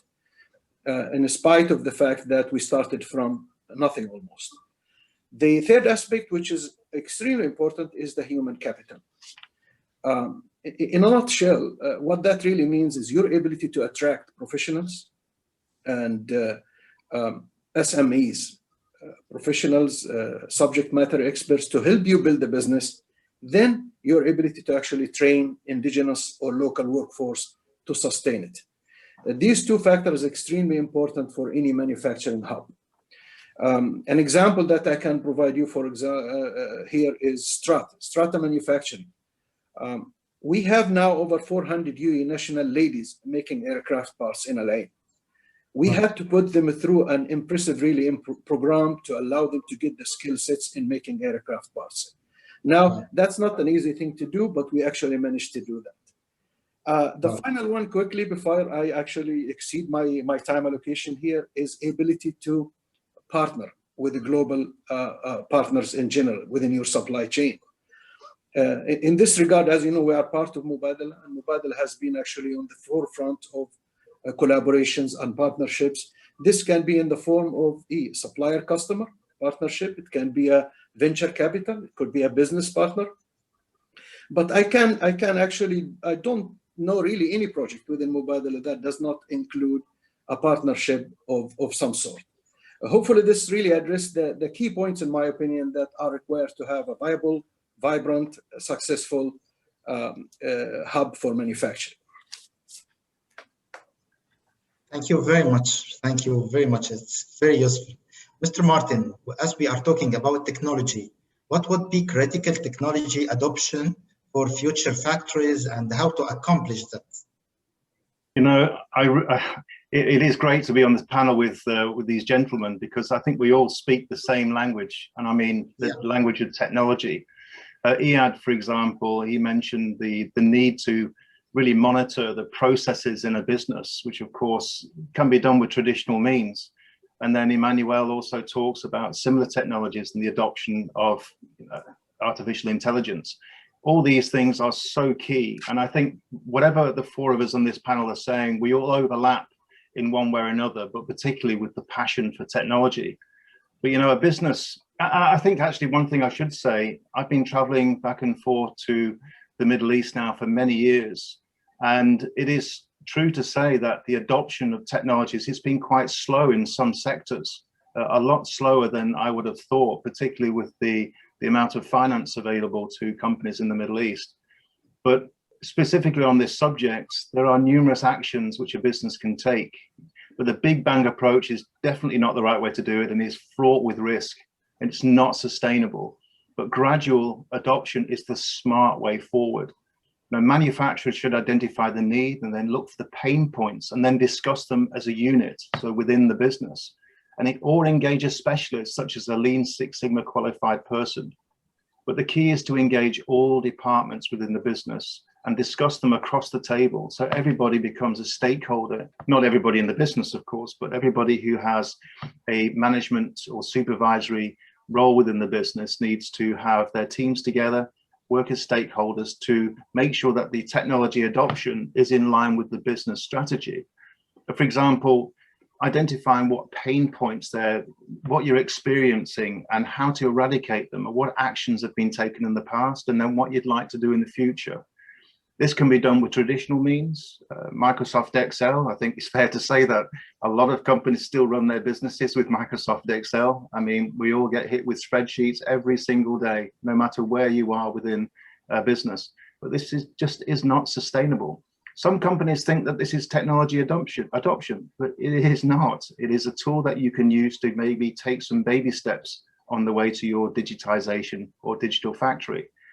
But a smart manufacturing company uses technology components such as manufacturing software and bringing all those departments together so that process performance can be shared, analyzed, and actions taken as a result.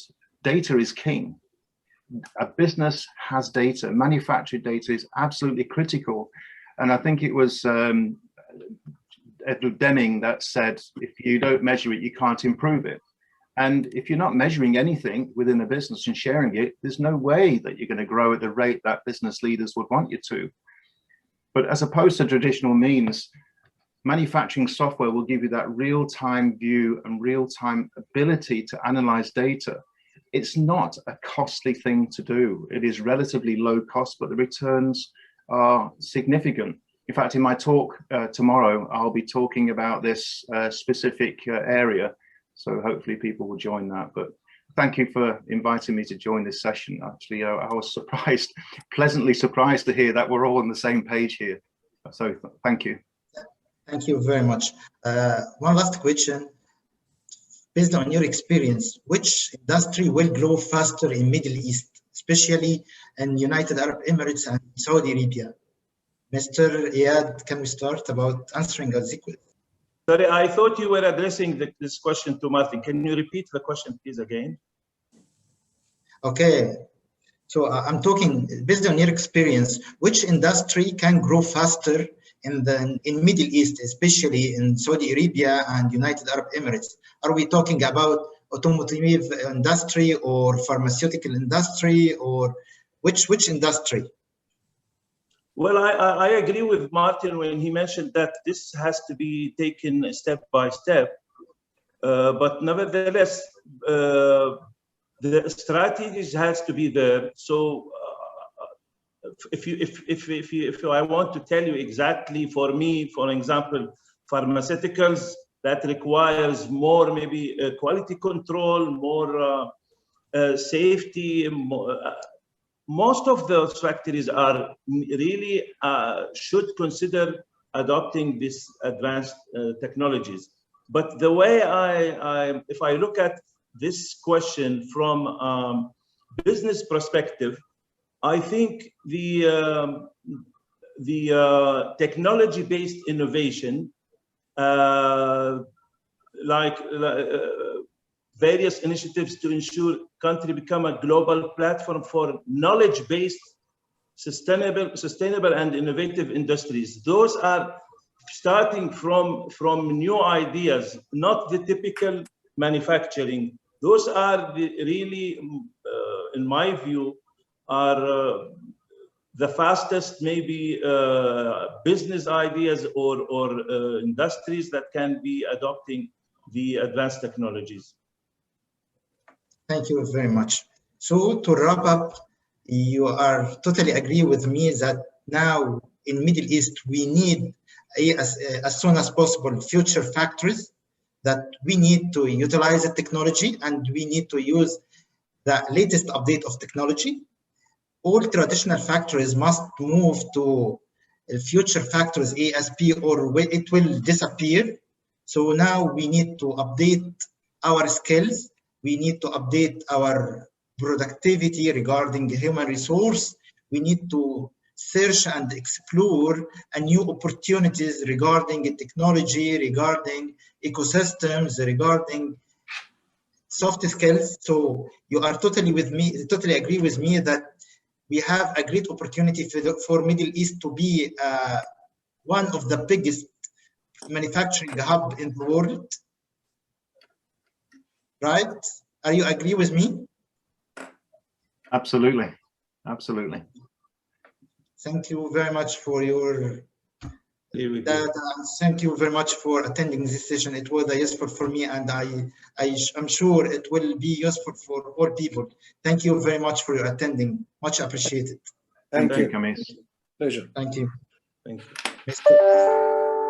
you. Thank you, Mr. Kamis. Thank you very much. Thanks all the panelists, Mr. Abdul Qadir, Mr. Iyad, Mr. Martin, Mr. Emmanuel. It really was very insightful. I really liked the concepts what Mr. Abdul Qadir has mentioned about the supply chain side. Of course, it's a long topic, and we can go on, but we have time limitations, so we'll discuss it appropriately. Of course, Mr. Martin, the gradual technological adaptations, I really appreciate. That's what I think the way forward for all of us.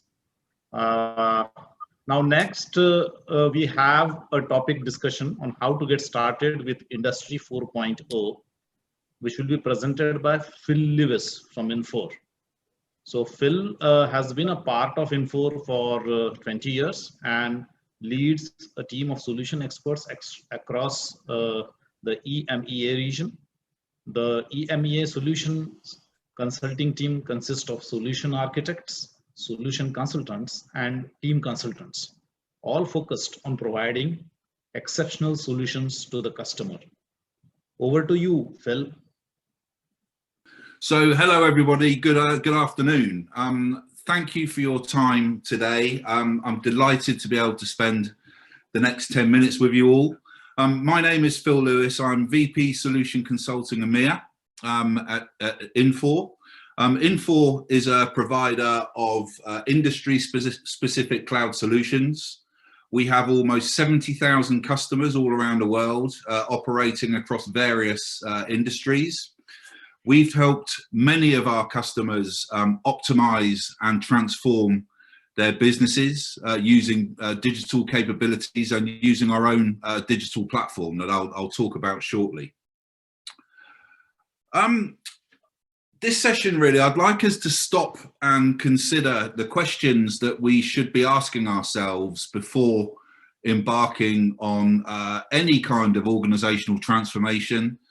There are actually many questions that we should be asking, but I've kind of tried to distill it down to 3 key questions. And those questions are here. You know, number 1, are we organizationally ready for significant change? Number 2, what are we hoping to achieve and what is the business outcome? And number 3, is our systems landscape digitally compliant?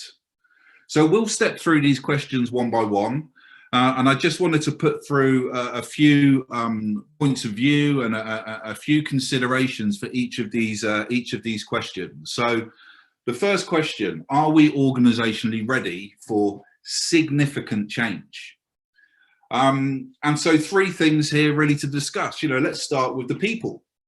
Do we have the right people within our organization to support a different way of doing things? Our people are the most important asset that we have, especially when it comes to looking at new ways of getting things done. Our people are the ones who are actually closest to the problems. They see them and they put up with them every day. So it's vital that they're heavily involved in anything that we want to do from a digital perspective. Do we have people who just come to work to get paid? Or do we have people who are passionate about the success and the future success of our organizations? Culture is hugely important. You know, an organization's culture can make or break a digital transformation project. And organizational change management is one of the key components of such a project. We need an inclusive culture where people feel like they're contributing and have some responsibility for the future success of our organizations. Open. We need to be very open and always listening. All change projects start with the people, and we should be empowering them to contribute, encouraging them to step forward with their problems and encouraging them to step forward with their ideas. All change, all transformation starts with an idea. And often it's a crazy idea. So we need people to feel free that they can put their ideas out into the open. And are we aware of the areas where a transformation project can have the biggest impact? Are we aware of what we're good at and what we're not so good at?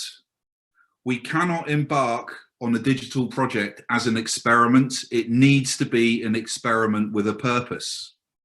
We must be aware of the desired outcome. And that brings us on to the next question. So delivering successful digital transformation projects is difficult. And if you don't understand your destination, it's almost impossible. So investing time and people up front in understanding what it is that you want to achieve is smart. What do we want to change? Why do we need to change it? What is the anticipated impact? What is the outcome? At Infor, we help customers all around the world across various industries. We help them to ideate, to design, and to deliver digital change. Understanding what the outcome needs to be is the most important step. We typically see that no matter how many ideas you have, they will fall into one of four categories: our customers, our employees, our supply chain, and operational efficiency. Are we transforming the way we connect and relate to our customers? Do we want to offer a new product, an increased level of service? Are we using data to create a new revenue stream? Are we providing capabilities for our workforce that gets them more engaged in our success? An engaged employee is a contributing employee. Can we use digital to make everything better for our workforce? Are we looking to simplify our complex supply chains, increasing visibility to anticipate issues and take timely action to resolve those issues? Are we looking to streamline the way that we operate as a business, using technology to bring efficiency to our processes, but also to predict issues and to prescribe the next best action? One thing that's critical to the success of a digital transformation project is your systems landscape, which brings us to the next question. Do we have a systems ecosystem where people can access their work, their data, their processes without barriers, anytime, any place? So often having your solutions available in the cloud is the only way forward. Do we have applications that are built for purpose, built for your industry, always current, never modified? Industry capabilities that are built in, not bolted on. Heavily modified applications will almost certainly be a barrier to digital success. They'll slow everything down and introduce significant risk. You need everything to be running on a common digital platform, a platform that provides you with integrated digital capabilities. Capabilities such as Internet of Things, artificial intelligence, machine learning, big data, mobility, predictive analytics. These capabilities should just be available, already connected to your IT landscape and to your data. All you need to do is understand how you want to use them and what impact or business outcome you're looking for. Again, you need these capabilities to be baked in, not bolted on. When we have to get involved in costly, risky development projects, just to get a digital capability working, it's just introducing unnecessary risk into the overall plan. So in today's world, your IT landscape must support the concept of hyper connectivity, not just connecting applications and digital capability, but connecting everything: your people, your applications, your devices, your data, your customer, your suppliers, everything connected and contributing. So we've considered the key questions to ask when considering how digital transformation will work for you. And I'd just like to finish now really by just saying, how can Infor help to answer those questions? Well, Gartner, they created the concept of postmodern ERP in 2019 as a description of what companies need as a platform for digital transformation. Heavily modified, generic ERP or a proliferation of disconnected cloud applications are not sufficient to support digital change. At Infor, we deliver industry-specific cloud suites, providing end-to-end, top-to-bottom capabilities to support your entire business. Everything delivered as a multi-tenanted cloud service. No more upgrades, just a constant delivery of new capabilities, innovation, and technology. This is postmodern ERP. Everything we do is built on top of Infor OS, our digital platform. So out of the box, you have digital capabilities at your fingertips. Artificial intelligence, machine learning, IoT, big data, all of this baked in, just ready to use. Again, not bolted on, available to you as standard. We've actually partnered with Amazon Web Services since 2014. They are our global cloud provider. And we don't just run on Amazon, we run in Amazon. So we've re-engineered our applications to fully leverage the power of AWS, using more than 130 of their web services to underpin our application offerings. So we're very much in the cloud, taking advantage of the AWS power, taking advantage of AWS web services. We have not just taken an old traditional application and loaded it into somebody else's data center. We've actually completely re-engineered everything to provide the digital platform that our customers today require. So thank you very much for your time today. It's amazing how quickly 10 minutes can fly by. I hope you have found that short session useful, and it's just given you some concepts, some discussion points, some questions that you really should ask yourselves before embarking on Industry 4.0, digital transformation, anything that will significantly change your organization. Stop, think, question why you're doing it, and make sure that you understand your destination. Thank you very much. Thank you, Phil. It was really very insightful, and the way you presented the fundamental questions that any organization should have as a basic foundation to build on this called as Industry 4.0. Now there are some questions for you, and one question I'll read out is, what are the 3 important basic actions a manufacturing company should take in order to jump on digital transformation bandwagon?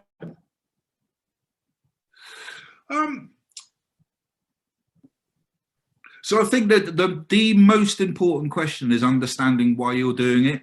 Yeah, as I said, we have worked with many of our customers to introduce digital transformation to their organization. We've also seen many customers who have dabbled, experimented with technology, thinking that they should be doing something with IoT, thinking that they should be doing something with machine learning.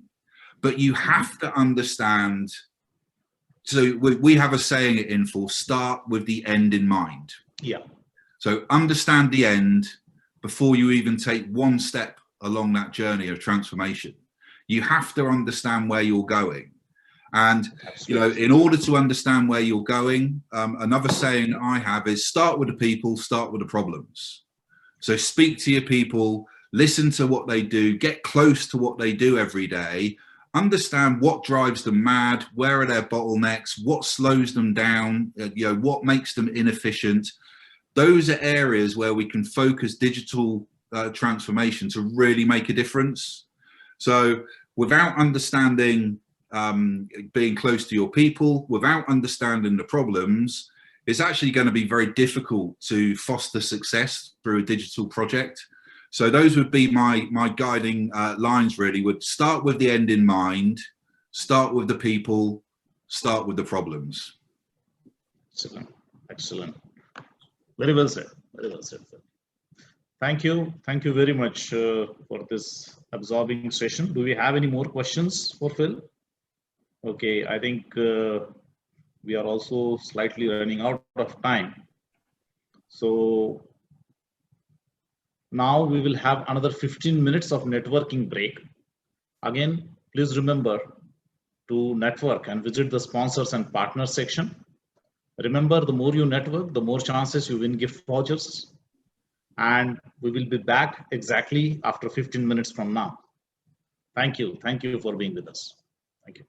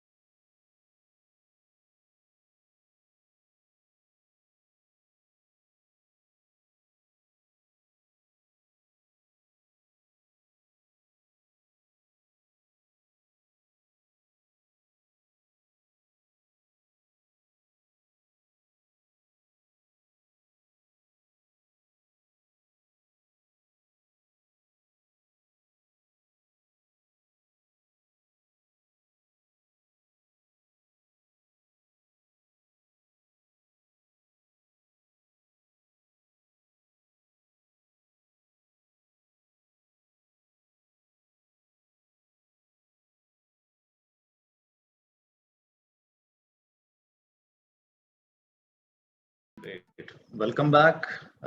Welcome back, everyone. Hope you had a great networking session. Getting back to the conference, we have our next topic, which is decluttering the concept of IIoT, Industry 4.0, Smart Factory in 15 days, being presented by Balaji Nambi, Channel Market Director, PTC.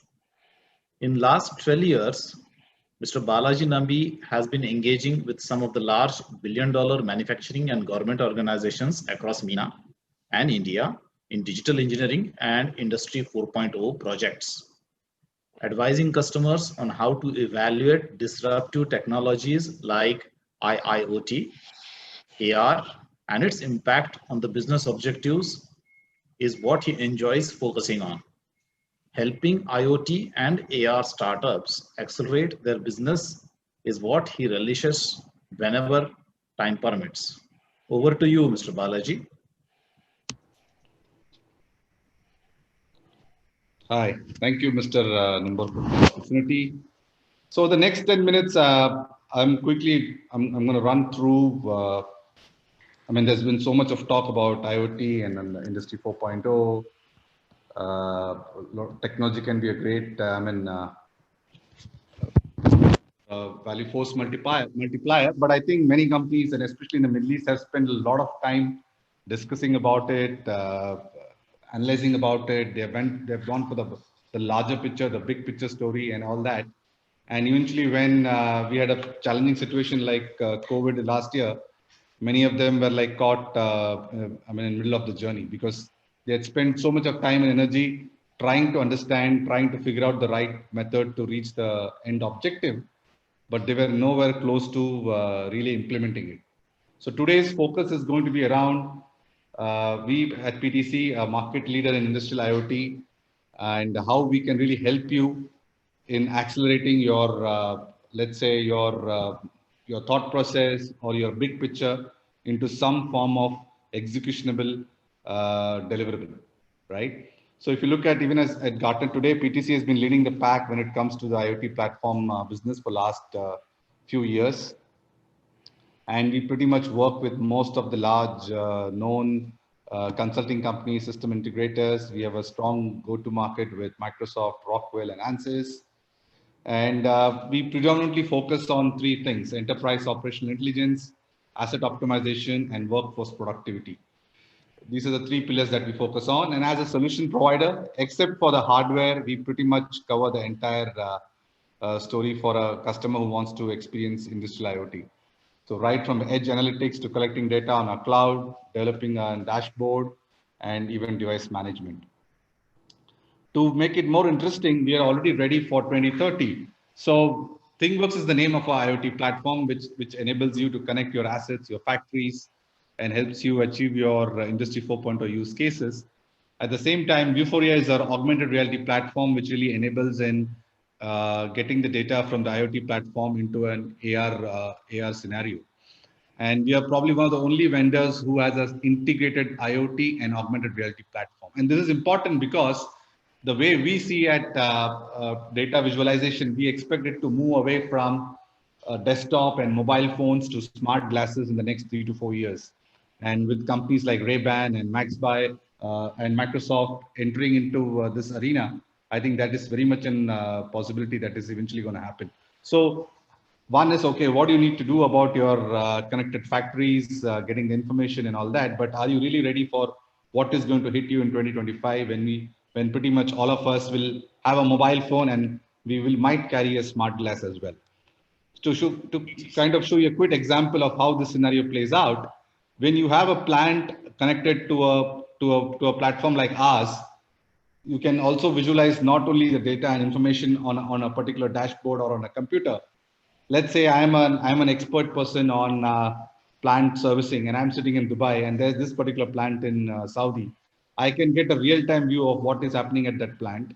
The frontline worker in Saudi might just take out his phone or tablet. He kind of looks at that particular pipe valve assembly, and it shows us a single source of truth of what is happening on that component.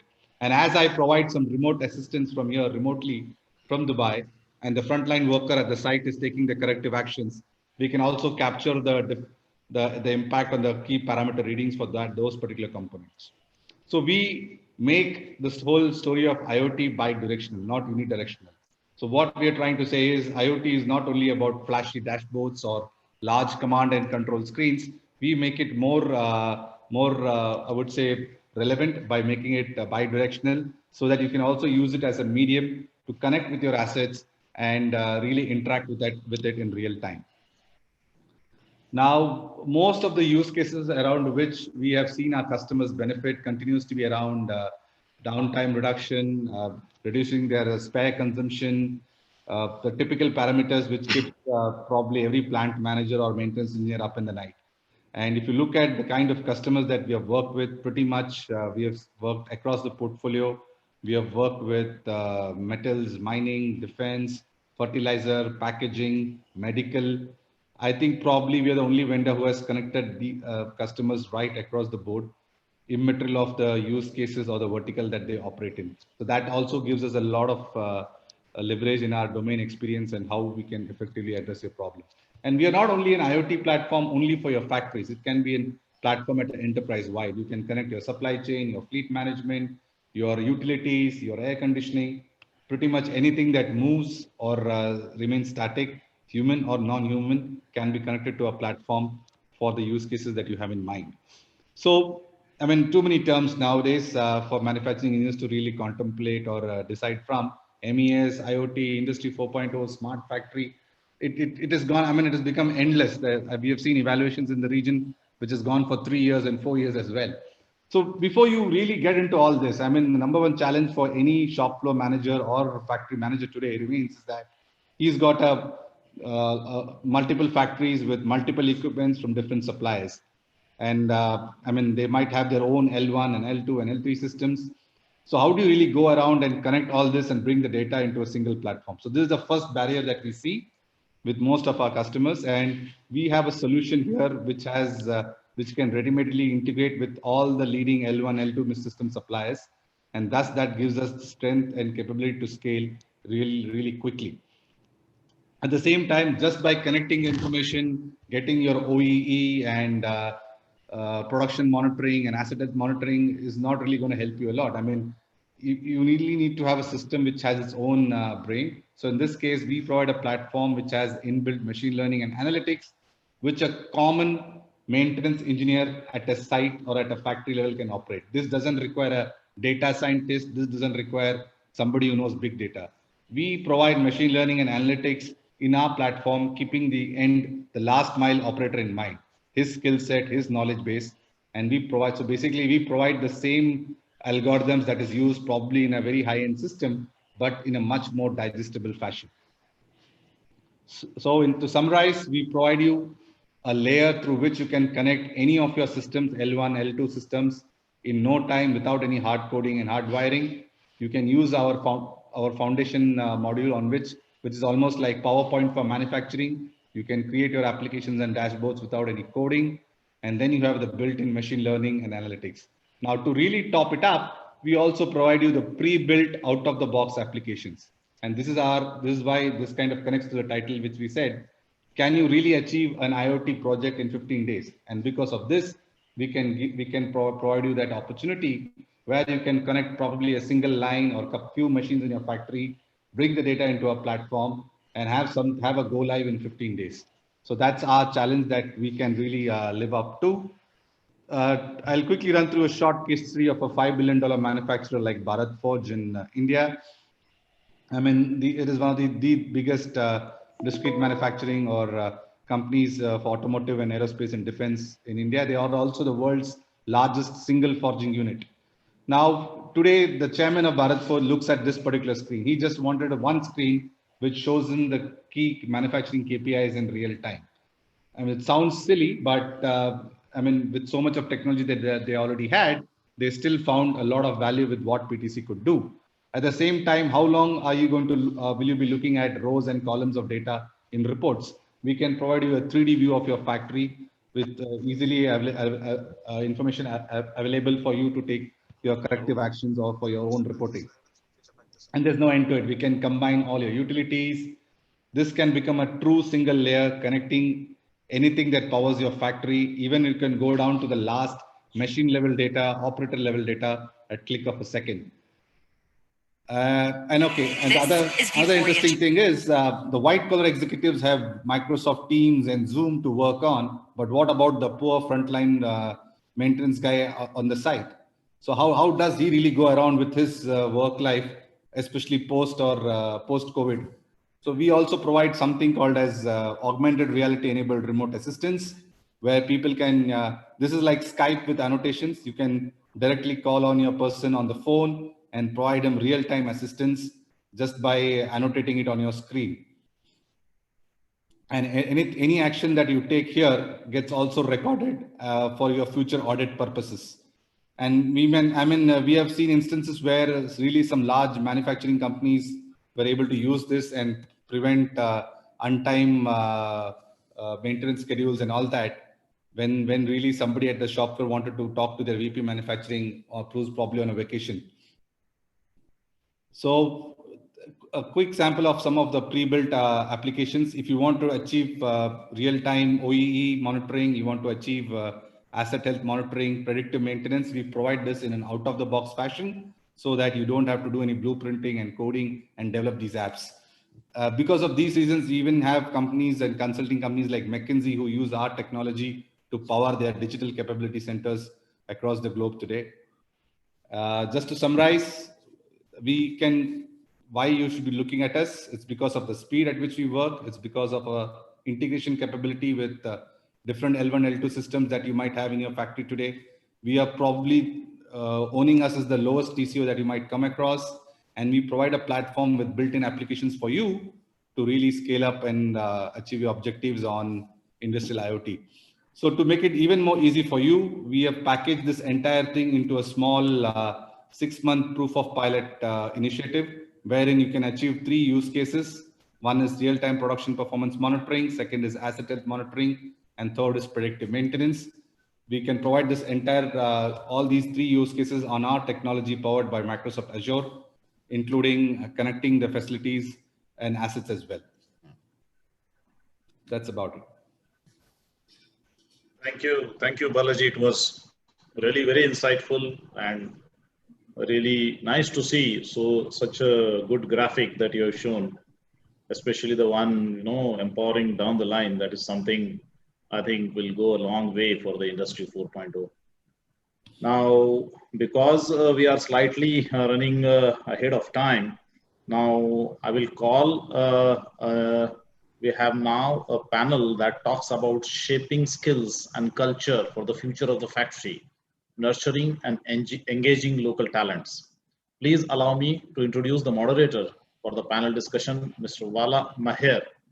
Wala Maher is a general manager, group supply chain operations at Rack Ceramics. He has over 18 years of end-to-end supply chain experiences and had led diverse teams ranging from direct reporting of 3 to heading up a supply chain division of nearly 1,200 employees.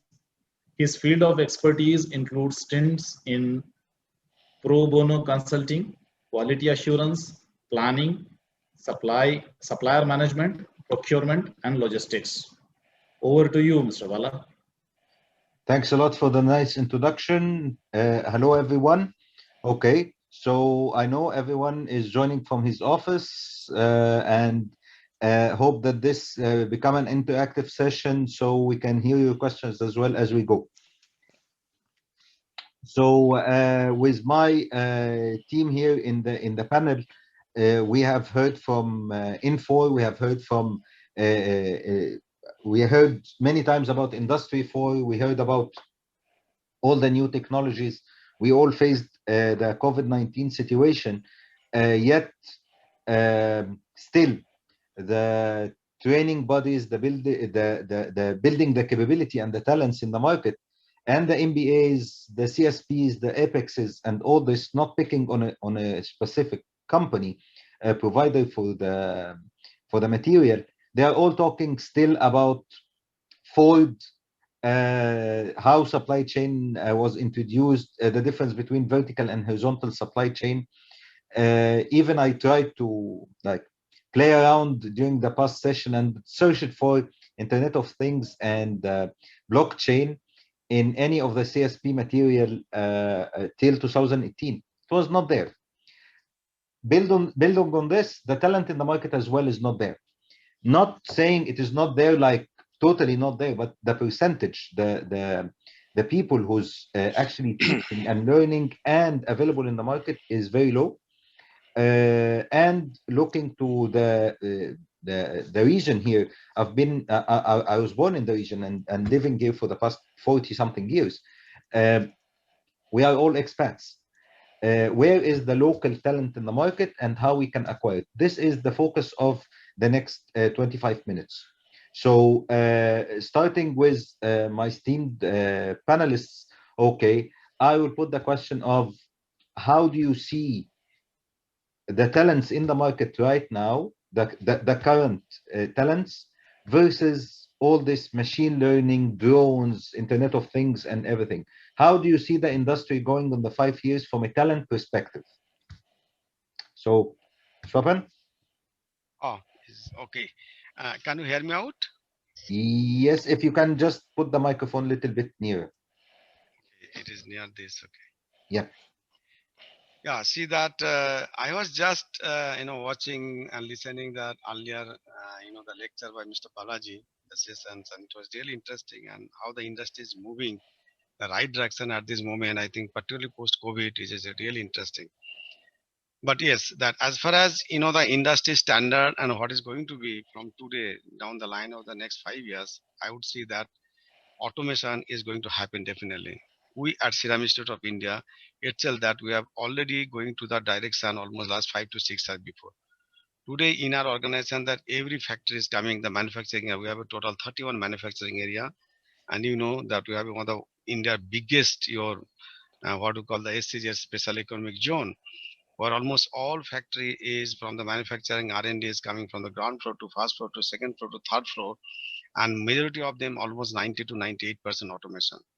You all might be knowing that automation is a healthcare center like manufacturing biologics, particularly biosimilar, and the vaccine is not easy. Because here you have to use the organism, microbial organism, whether it's a virus, whether bacteria, or the recombinant strain or clone, genetical engineer, modified strain you're going to use. As compared to oil industry and other or ceramic or other kind of industry where automation is very, very easy, but in case of healthcare center is not easy. Because when you are doing a upstream level, through the fermentation, cell bank preparation, to the your inoculation development, to the fermentation, then going to different purification stages, automation is possible, but to the extent of the 100% is impossible.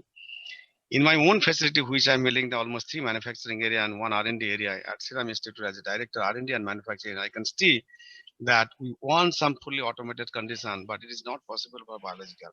So yes, we have started the use of the AI as well as your IoT a little bit about the wherever is possible in consultation on the engineering the project team. When new facilities coming out, special economic zone is almost 120 acre area manufacturing and R&D is coming. And they are also creating a lot of, that biosafety level 3 and 4 category, like, anthrax virus and all these things, which is future is going to happen. Even from bioterrorism point of view, also you are gearing up for those kind of activity, and there we are fully going to automation. So human machine intervention will be extremely low, and everything will be remotely controlled to the virtual way, and all the your coordination and other thing will be done through the virtual way. This is going on discussion, going not yet started, and maybe down the line of 5 to 10 years, I would not say maybe 5 years will be too short for us because we are working the healthcare industry, but I'm sure about that next 10 years will be up to the mark of to the extent of the 90 to 95% automation. My own facility presently, where we're doing the pneumococcal conjugate vaccine, the 10 antigen you are doing, and 10 different, the platform technology is there, and near about something from the fermentation to last the fill and finish, it is almost some 390 tests you have to do before the releasing of the product by the QC, and all these things cannot be done through the inline and offline sensor. And everything putting, let's say simple TFF, transition flow filtration, if you do, there also you cannot put all the automated condition when the, pH is coming or conductivity is coming or how much of process flow going on, how the cross flow is coming. Some of the thing, maybe some 70, 80, 90% you can do, but all you cannot do. Although we use the world finest company like GE Healthcare as well as Millipore, Paul Corporation, and all these people we use, and they are automation, the automation, what are possible. And when we're going to make some project in the design level itself, which presently we are doing for one higher value vaccine in the future, we consult with the different vendor like Millipore, Paul Corporation, or the EOG Healthcare, and a lot of other autoclave, and was our Italian company, US company, Canada-based company, as well UK standard system. When we discuss, we ask them, we want this factory will be like this. Minimum will be just like a manual intervention and maximum automation. And that is going to happen in the future. Like majority will be the automation. Like today we are doing a lot of non-disposable vessel, non-disposable container, and a lot of things we are doing manual intervention we're doing. Future is going to be there, maybe to the extent also 10 to 15% maybe manual intervention, but majority going to automation. Now, from the non-flexible disposable bag or container to is going to be the disposable completely. Use and throw, you are going to do the CIP, SIP, there's a lot of cost involved, a lot of time involved, a lot of resources are involved. Those kind of will be permanently eliminated down the line in next to 5-10 years. That's what we feel. And let me tell you, we as a biggest company, the biggest manufacturer in the vaccine in the world, we are going in that direction. I think our CEO has already mentioned a lot of TV and the media channel that we don't, that they leave it to the engineer or they leave it to the production department head or R&D. You develop a technology, the R&D level is, we have a 6 R&D facility there. You develop your R&D facility in such a way the entire thing is going to automation, whatever possible after consultation with the different kind of vendor. And hope so, the future not only will see the different other, which is already automated condition, almost 90 or 100% like refinery and other thing going on, but the healthcare industry, as compared to the that biologics based, like biologic based healthcare industry will take some time. Pharma already, I would say 80-90% automated is there. Okay, that is my take on this matter, and we are also going in that direction. Very good.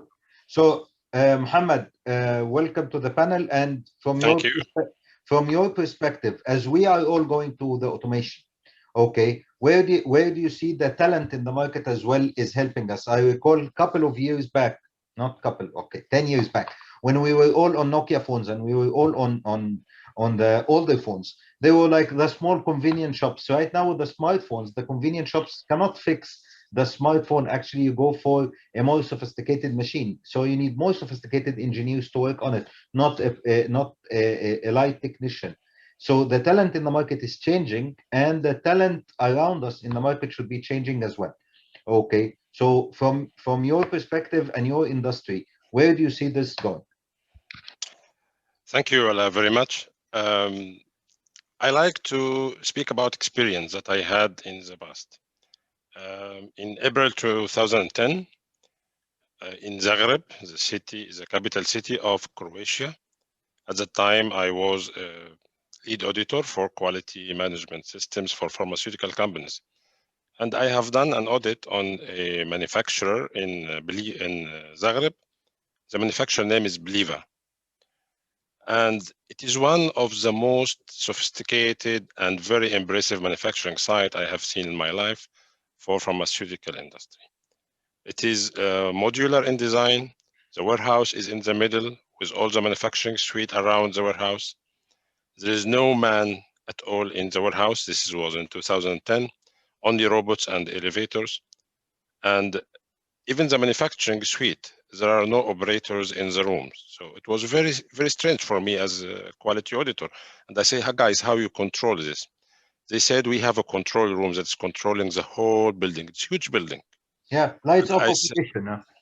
Yeah, so I asked it to go to this room. It's only, not a big room, like 5 meters by 7 meters, and only like 5 brilliant engineers in the room with a lot of monitors. And then I asked questions, how do you know, guys, what's going on? And then they touch the screens. They know everything about the batch parameters, like the temperature, the airflow, everything. And even when we go, because the manufacturing site was designed in, gravitational form, so the manufacturing at the top and then the packaging is on the ground. Even in the ground, the warehouse, there's no warehouse operator to transfer the products from the warehouse to the machines. It's a robot that's transferring the materials of the packaging materials to the machine, and then put it into a room in front of the machine, and everything is printed on the machine online and on time. This was in 2010. I see that the future of all the manufacturing sites will be the same as this site. This one was very, very advanced, and many manufacturing sites didn't reach this level to this moment. But in the future, we will see all the manufacturing sites will be like this one. The big difference that instead of this control room, that is a building, physical building, in the future, it will be in this mobile. So from your screen, wherever you are, if it is iPhone, maybe. If it is Android, maybe. But iPhone, I doubt. No, we would not. Okay. So from it will be managed through screens in the end of the day. So at the operator level, at you know, at the CEO level, at the chief technical operation level, so everything will be managed through screen. Till now, I can see that in the pharmaceutical industry, I will speak about now the region we are in, the Middle East, North Africa. I see that still there are a lot of opportunities for the automation. Not everything is automated. There are SCADA systems, there are of course sensors, some connectivity with ERP systems. However, still we don't have this full connectivity, and we don't have this full infrastructure and ecosystem to create insights and to create value from this kind of integration. But I'll put it here in a question that maybe the people will. Okay, I'm like provoking you to say it out loud. Okay, is it because we are the one on the big chairs? Okay, and we are still somehow moving to be dinosaurs. Okay, and the talent in the market is serving, or the talent really for more automation is not there. Yeah, right now I have on my boards here supply chain digitalization roadmap. Okay, and how I will digitize the supply chain, how I will automate, and how on. There are many providers, but to get the right talent to me to have someone on the ground to run the ground for the digitization, beside trying to change the culture, it took me around 1 year of trying to get the right talent. Not because like I'm picking, just I want someone who know what the hell he's talking about. Okay, is this available in the market around us? Okay, first of all, let us speak about the industry itself and see how the leadership are moving towards this kind of digital transformation. Not all the companies are the same. If we take a distribution, we can find still that the KPIs at the very senior leadership is not you know, including the digital transformation as an instrument and tool to do progress. Still, they are looking for the profitability for this kind of collective KPIs rather than building for the future. So also sponsoring the digital transformation, even if the return on investment is not in the short term, is not yet in the vision of many companies. Some companies are really advanced, and I see it's more driven by the pressure on the profitability in supply chain and logistics. There is a huge pressure on profitability, and yeah, we are a cost center. We are a cost center. Every time that's yes. You are a cost center, not a profit center. Yeah, and due to this pressure on the profitability, it is inevitable to optimize the process. You need to optimize the process, and you need to decrease the cost, and you need to have a very nice customer service, because without this, market will be slipping to other players, like what happened with Amazon and other retailers. And also decreasing the cost is no way factor to leave. But still, I think the pharmaceutical industry, the companies are still making a profit, and they are not on this huge pressure. But I see the pressure is coming, okay, of course, and the profitability will decrease by time. So they will go into this digital transformation journey. But to answer your question about the talents and the skills, I agree with you that there are some talents and skills that are still missing, not only, by the way, in this region. I see it's worldwide. So it is worldwide. And one of these important skills and talent is, inclusive and agile leadership. Inclusive and agile leadership is very critical in building the right strategy later on, because number one, diversity is very important. Diversity of the backgrounds, diversity of different mindsets. It's critical to have innovation mindset. Also, the agility is very important, because agility, core about agility is to do experiment, to fail, and learn from this failure, and then repeat again. So it is, different cycles and different iterations till we learn. So sponsoring this culture is very important, because the leaders need to make sure that the environment is safe, the environment is secure for the people to try and fail and learn. This is very, very critical, okay? And if this is not there, then innovation will not be easy, and the digital transformation will not be easy. And the digital transformation... giving the time for the learning as well, not only the safe environment, okay? Not because I give you the software yesterday, you should be a master for it today. It's a big look. If people are scared, like, okay, we will lose our jobs. So the leader role here is very important, because people need to feel safe. They need to feel that this software or whatever technology like IoT or whatever these names, these are not coming to replace their jobs. These are coming to support them. This is coming to help them. This is coming to make them better. This is very critical, because if they feel that this is scary, this is threatening to their jobs and security, they will not engage in this kind of change, and this change will not fly. I agree with you, Mohammed, and moving back again to the doctor.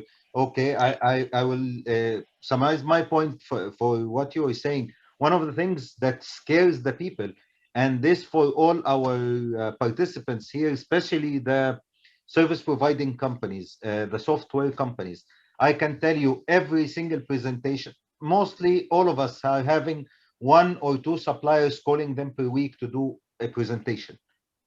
One of the things that really kick the presentation at the back, so you do a marvelous presentation, then in the middle of your presentation, you just say, and this will give you productivity improvement of reduction of people, blah, blah, blah, blah.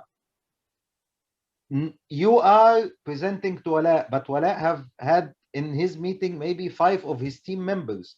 One of them at least you lost totally by this word, because he felt scared. Okay, immediately you have created the opposite wave against your software and application.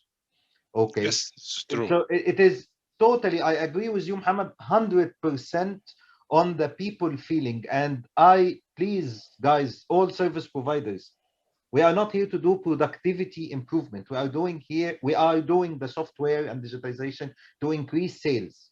The inventory on the ground is the consumer inventory, not my inventory. I'm a stock keeper with my all glorious names. I'm a stock keeper. I should sell. By selling, I will get my salary. So your target is to increase my sales, not to give me productivity improvement. I can tell you productivity improvement. Removing me will reduce the cost better than reducing 100 forklifters, right? That's simple. So, Doctor, compared to what we have discussed in our industries, what is your perspective on the talents, especially that your company is moving? You said 5 to 10 years from now, everything will be automated, or at least 80% of the things will be automated. Yeah. See, we know that talent is available in the world. There is no doubt of the talent, what I personally feel, because the way we recruit the people through HR policy, like the critical level, we not only do some online, now we started online. Earlier, the physical something, your comprehension test kind of the questionnaire will be given from different field. Let's see if the molecular biology background people, that kind of academic background you are taking from engineering, when you are doing engineering background people are taking, so different kind of people are taking different questionnaire we said, and based on the critical area we normally used to do a lot of online tests, and based on that we select some couple of people and then we call for physical interview. So basically we find out a lot of talent is there, but one thing we find out that talent is there, but there's a domain skill, particularly, the particular area. Let's say you are doing fermentation, you are doing purification, you are doing modification, you are doing conjugation, you are genetic and clone development you are doing. So those kind of, the domain skill people has to increase. Now around the world, he started that. Not only you have the knowledge with a graduate degree or master degree or postgraduate or PhD degree, you should be focused and you should be thorough knowledge of a particular area, so that if I recruit you, you might be continue that and you are deliver something so that that can be useful for the manufacturing point of view. So yes, you have to mentor the mentee, definitely. If somebody not that much of skill set is there, and to save this industry and those people, you have to train them properly in the particular area, and that based on the business need. We're in the healthcare industry, so we'll multiple focus and we'll talk about in that area only. The healthcare industry, whenever I have some 4 discipline is there, and 4 discipline we're going to recruit those people who have the mainly domain skill is there. Always digitalization is going on. Everybody know that is e-commerce area. Other thing is going on for a long time, and that will be going on. But another thing I will say, not only that your domain skill, also that engineers should have the, today is going to be the virtual commissioning normally. The 2 ways going to do virtualing, the layout, the facility design will be there. Probably commissioning normally all will not be the virtually. You have to be physically that condition. AI is going to be used, no doubt. Modularized machine is coming. Wireless connectivity is there, no doubt. A lot of other people have spoken on that really. But one thing I don't understand, even Dr. Mohammed Alia is told, and I appreciate that he's a fantastic experience as an auditor, and some of the organization and fantastic automatic and something is 7 by 5 meter area they're controlling, and we really love to have those kind of facility, no doubt. But today we don't have those kind of things. Be honest with you. But one thing that I am just going to ask one simple question: how are going to take the sampling from different part? When a process going from upstream to downstream till the finish, you have to normally 10 to 15 minimum sample in between. How that automated sample, either a provision of the offline sample online, if the online sample is there, how they're going to online sample. If you online sample, they do have the sensor to estimate those things based on your feedback control strategy. You are going to set your input parameters so that consistently you are getting the output of the finished product. But the area we are working, this is on the pharma, both in the healthcare. You are giving the child with the 1 month old to the near about something, any adult. Okay, but there you are the impurity profile, quality of the proper is extremely important in this case. Okay, petroleum industry and other thing, all kind of manufacturing car. If something goes wrong, you can changes. You cannot buy the car. You can Yeah, remove. we cannot But in get. the healthcare industry, how are you going to control that one? No, I'll tell you. Sorry, I will cut you here because we are running out of time. Okay, Sure. I believe we, Muhammad and yourself and myself, no one can solve it right now. Health industry by design is a total different perspective. Especially you are dealing with one risk, the 0.0001% someone will die. Simple like this. It is not like our industry. I can just scrap half of my production. Not an issue. Yes, okay. Yes. So for sure, thanks a lot for your experiences. Thanks a lot for the summit team. And I know that we ran more than our time. Okay. And I believe that's conclude our session. Vala, if you can hear me. Yeah, sure. Good. Vala, this was a very absorbing session. Thank you, all the panelists.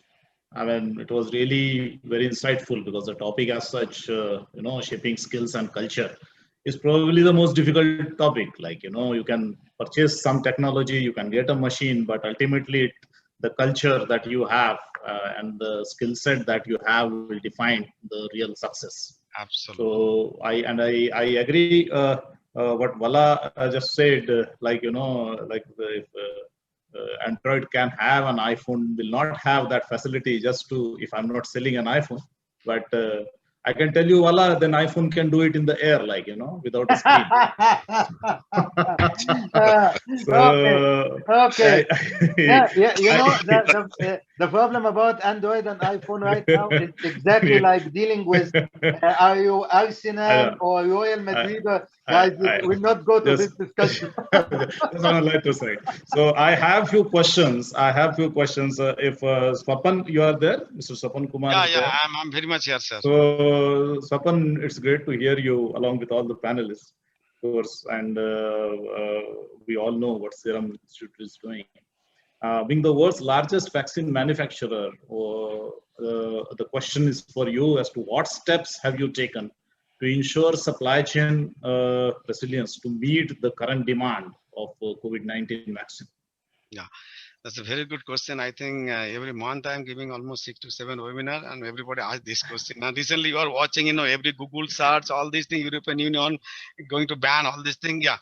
So what happened actually, the Serum Institute, the beauty of the Serum Institute that, almost I'm in this 30 years in the industry, and the healthcare industry started from IIT Delhi to Dr. Reddy's, then, Sanofi, then now last 13 years, I'm in Serum Institute as a R&D head and manufacturing. So the best thing is Serum Institute, sir, always you give 3 to 4 facility unused condition at any eventual condition if happen. If you visit visit India, please make sure the Maharashtra Pune, it's just like a 160-kilometer journey from the Mumbai airport to Sir, I'm from Pune. Thank you. Your title is clearly say here, even not Pune, is here from Maharashtra. I understood that 100%, sir. And in my department, that same surname here is that. Muhammad, let's go. We go back. We go. all are invited, sir. All are is emerging. Yeah. So, thank you. Presently to cater what I did, sir, some of the facility, let's say, when COVID situation happened 27 March and India lockdown started by Prime Minister. That time our management told that irrespective of the cell, you make your cold room everything pack condition. So we remember that senior people just, although company gave alternate holiday, but we senior people come every day, and middle level people came almost something 20 days in a month, just for 1.5 months. So that time we made every routine vaccine and packed up the cold room, because the management know that some of the filling area, some of the fill and finish as well as formulation and manufacturing has to be given to the COVID vaccination. Exactly same we did. Whatever cell culture facility they are, already we have 2 facilities where the other cell culture facility are RMAP, recombinant, that monoclonal antibody for the rabies vaccine, a rabies monoclonal antibody, that facility given, like 2 to 3 facility given, and we are biomanufacturing doing. Today we can do near something 80 to 90 million doses per month capacity. But what the filling is given a criteria, because you have heard recently, one of the biggest STD recently fire was there just couple of months before. Yes. And fire is there that the filling area was not caught fire, but it was beside that exactly where devastated happened, and the machinery, other thing is get damaged. In this GMP area, that facility made in such a way we can sell the product to USFD also. So now a lot of machinery damage, wire damage, office damage. So as a result, little bit filling concern happen as well as where supplies issue. Yes, we have signed billions of the doses. Novavax itself 1.1 billion doses European Union signed. Covishield, let me tell you that what AstraZeneca making in the UK, we make the 3 times in the Serum Institute. So AstraZeneca, your vaccine, AstraZeneca or Serum Institute, Covishield going to the London or British to give their vaccination because they are unable to produce. But at a time, what happened? Because again, second wave coming, even expected that as a scientist, the epidemiologist, third wave also coming. So we are little bit facing at this moment problem, but we are sure our CEO also has told us, there's couple of BBC wall that within just couple of weeks we are sorting out the manufacturing. Maybe next month onwards, we'll have the minimum 70 to 80 million doses per month. And to the extent of next 3 to 4 months, it is going almost per month 250 to 300 million doses. So in a year, we are planning to do almost something more than 1 billion doses vaccine. That's the target, let me tell you. And another 2 to 3 months, by July, we'll have the 5 manufacturing bulk. Your 4 will be now 3, another will be added because this is going on. 4 will be the formulation or the blending area, and number 7 will be the completely your automation area, which is the your filling area, and our filling area fully automated. Dr. Mohammed, I fully agree. Our filling area, nobody in the inside. Everything you are sitting in front of computer distributed system, 18 camera there. The camera itself, any something violating that inequality or something is there, or particularly showing that robot itself, there are 17 robot is there through the 18 camera, and they remove. And you have seen some of the BBC, CNBC channel is showing the Serum Institute, the filling area. I'm sure some of people watch that. It's a lovely, just like a Hollywood or something Bollywood movie you are watching basically. And we're proud to be that basically. And sir, this filling area Serum Institute last 15-20 years is there. And this Mr. Kumar, yes, sorry to disturb here, Mr. Kumar Naif here speaking. Sorry to join late. There is some connection issue. Only I hear from you, and what I see, what I understand, the main challenge now for the factories, when we talk about the shipping and this one, it is the majority. It is came from the raw material, supplying the raw material. Yes. This is really it's the difficult thing. The supply chain of the raw material. It is really the difficult. I like when you mention your filling area, no people there. Yeah, this is all the factories what we need. As I am in the food factories, I see some food filling area. I will be honest with you. Now I see some factories in the Middle East, more than 150, 200 people. And I see also in Europe, same factories, it's only around 10 to 15 people. It's the same, producing the same. And this is what the MENA region need to move on, need to move from the old factory, okay, to the new modern, which is totally automated. This is the key. How to move to totally automated? We see, gentlemen, we see the exhibition is going on in Europe and this one, and we see there is some good exhibition also in Saudi and UAE and other, but also we need in this exhibition, we need to bring the new technology for factories. Yes. Something new, okay? Not only just keep in our exhibition repeating also the old, the same thing, and the companies also, bring something new and focus mainly, as you right mentioned, try filling area, processing area, zero manpower. This is our target. And also gathering the information now, the high tech is very, very, now we are contacting each other. Like yeah, a movie, amazing. sir, you're right, because every minute 600 vial is filling. Yes. Without zero defect. Every How? minute 600 vial. Imagine. Yeah. I cannot make 200 to 300 million doses in the every, down the line next 5 to 6 months. Excellent. Why we cannot in our factories, why we cannot get all the information through the system direct from the machine until the finance, until the shipping, until the sales? No people touch, no Excel, nothing is there. It's everything is automatic through the system and reading all the information and on-time data. This is what we need to think of it. And I am sure it is available there. Only just need thinking, need bigger thinking, need renovation, this is what we need to move on.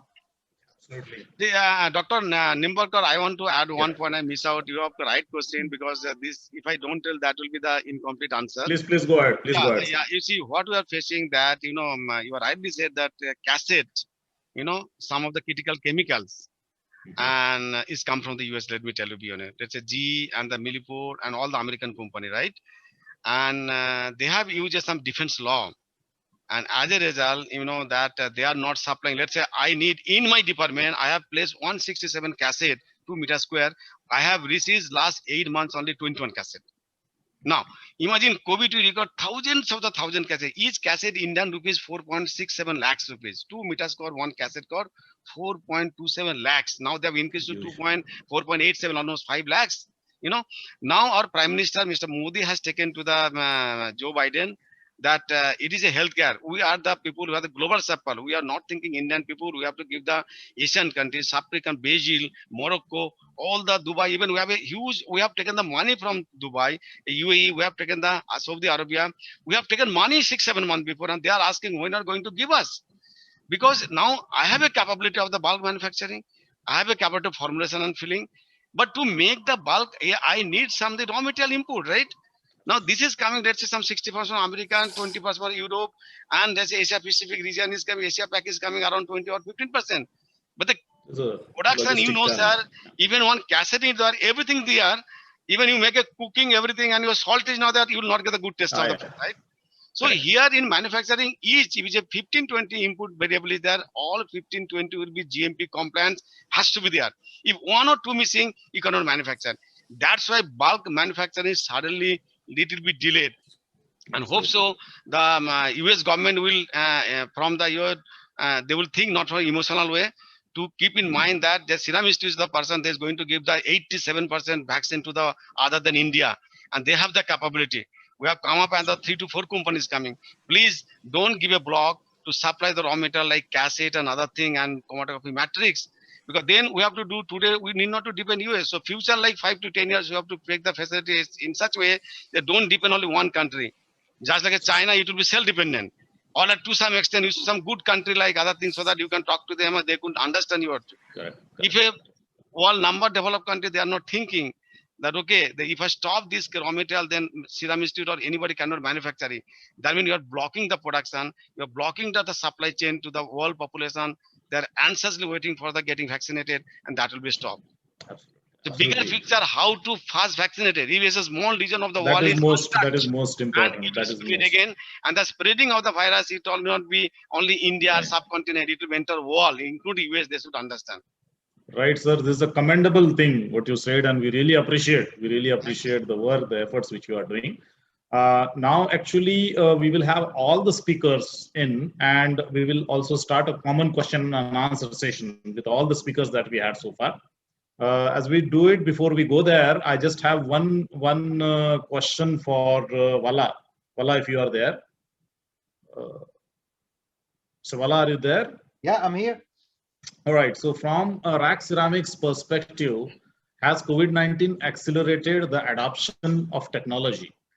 Yes. Yes. Okay, ceramic industry by design.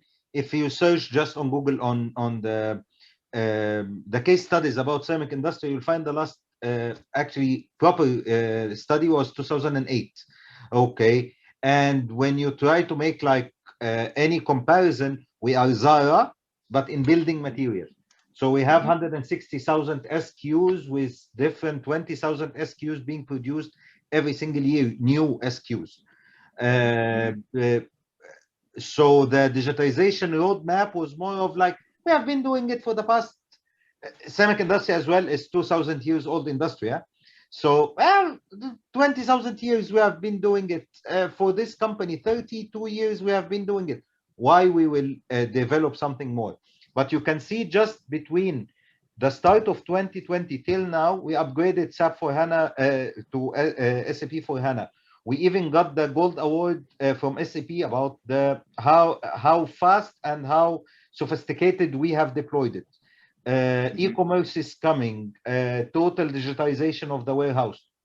I can tell you in the ceramic industry 2 years back, this was like nice to have. Okay, so yeah, I'm living. I've told you all my boards here is about digitization, and we'll go Android. Just perfect. thanks, Vala. It's always pleasure. Thanks now, actually, I would like to announce that all who want to answer the questions in the common Q&A, there is a chance to speak. So we'll include now all in this conversation, all the speakers, and we can announce that we'll start their audio and video whenever we have a question for them. So it's really a fantastic discussion what we had, and it's I would like to thank all the panelists for this information and very much appreciate all of you. Thank you. Thank you. So Sabha, if you are there, can we start the common Q&A section now? Yes, I can hear you. Yes, so I have a list of questions. If I know who all are there in the discussion, then I can. So we have Mr. Vala, we have Dr. Swapan Kumar, we have Mr. Mohammad Faiz, we have Mr. Rajiv Singh, Martin, Salman Abdullah, and Swati. Great, we also have Engineer Neff, who will not be able to turn on his camera, but he can answer questions. Yes, these are all the people that we have online right now. If anyone else joins in, I'll let you know. Thanks a lot, Sabha. Thanks a lot for that. So let me start with Salman, if I can. Salman, can we get an insight on what the digital technologies, what all digital technologies have been implemented in EGA for EHS? Yeah, so I mean, this we had a good discussion and networking session with Swati as well. So we have access to all the technologies available, but you have to differentiate when you are automating a process and when you are automating EHS. There's a difference. Let me give you an example. Everybody likes to jump on a bandwagon, but many, many years ago, when Industry 4.0 did not even had a name, we implemented online monitoring for all our high voltage transformers. Okay, so what does this do? It gives you an alarm. So before, an operator used to go, he would check the transformer, he will take a round, and he will check everything. Now, a digital device will tell when there is a thing. So on the paper, it looks amazing. But when you have 1,000 transformers and everybody is saying like a chicken, feed me, who's looking at this data? Now, of course, there are softwares available, and then software controlling software, and then the AI controlling the software, and everything is hunky-dory until it's not. You don't apply this to people. You don't do this to people. So yes, we have included like thermal cameras for EHS, for monitoring, that the SOPs are being followed correctly. But I am a strong believer that when it comes to EHS, you have to keep the person touch. When a person, if you have a problem in your credit card statement, try calling and talk to that AI. It's not a lot of fun. Yes. So yes, from the CEO and the CFO point of view, we have artificial intelligence. Wow, it looks good in the pamphlet. Ask the customer. Customer is not having a very good experience. So I think we are moving in the right direction. And finally, from an EHS point of view, I please urge you to look into the 737 MAX case. 737 aircraft is one of the most aerodynamically solid aircraft, but when they introduced the software in it, it ended up in 2 crashes of brand new aircrafts. So be careful. Yes, get on to the bandwagon, but do your due diligence. That will be my message. Absolutely. Completely agree with you. Completely agree with you. Perfect. So I have now one question for Rajiv. Rajiv, are you with us? Yeah. Yes. Please go ahead. Yes. Can you hear me now? Yeah. Great. So from a local manufacturing point of view, or local manufacturers' perspective, has COVID-19 accelerated the adoption of technology? What is your view? See, adoption of technology in the ceramic tile manufacturing had been there for a long time, because if we are talking about laser guided vehicles, so we are talking about the kiln and controlling the temperature and the quality norms, that is there for ages. But I think of late, a lot of when we compare it with the very much from India, where the labor is very cheap, and when we compare in the GCC, a lot of automation has happened. In terms of like automated packing is there, you are not even touching the box and everything is coming back to the pallet. Now, as a value addition and for the zero defect and also for the customer service enhancement, we have gone for investing technology in sorting line, which is like a Qualitron, which is one of a very latest machine which actually can see which normal human eye cannot see the defects which is coming on the tile, because tiles are all produced as same. But when it is sorted, it is a B grade, A grade, or grade 1, 2, 3, because it is baked and at a very high temperature. And there are some defects because of contraction and expansion of raw material. So that is one wherein we are trying to reach almost 90 to 94% A grade, which is a premium quality, and basically happening because of technical advancement.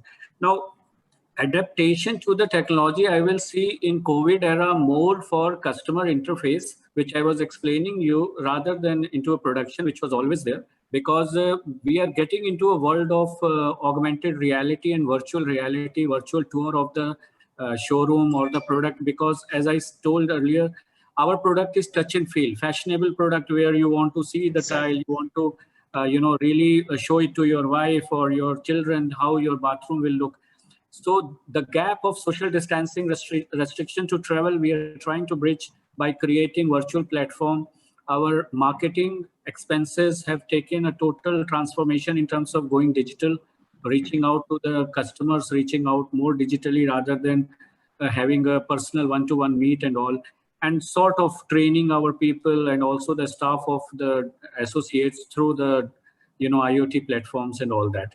So this is, I think, and because of this situation, I think this is going to be inevitable for the future as well. Adaptation of technology and also going along.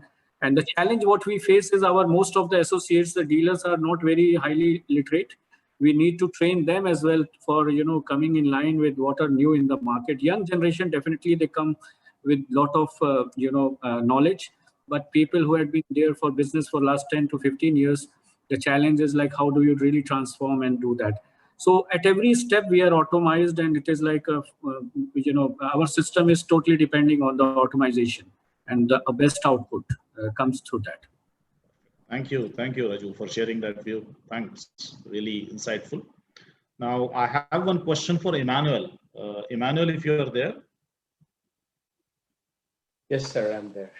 So Emmanuel, I was just hearing your thoughts and just feel like asking you that, are manufacturing companies equipped to invest in technology from a long-term point of view? What is your take on this? Like manufacturing companies in the Middle East, you mean to say, or?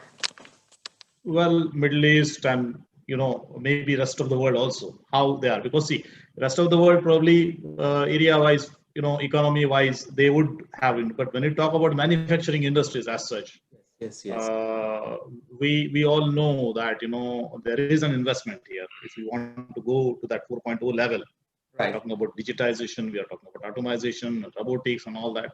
So, how manufacturing companies are equipped in general to invest in this technology from a long-term point of view? Yes, the answer would be, if they do not invest, there is no survival for them.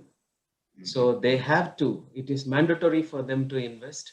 And if you see already in Saudi Arabia, so their plan for Vision 2030, okay, approximately 320 billion, this is what I've been reading in the newspaper, has been allotted, and they're working on it. Same thing with the UAE as well. So I'm just talking about UAE as well as Saudi Arabia. So they have to invest, they have to upgrade, as all the speakers were giving their opinion.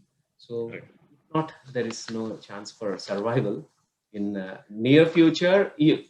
Forget about long future, even near future also, sir. This is my thought.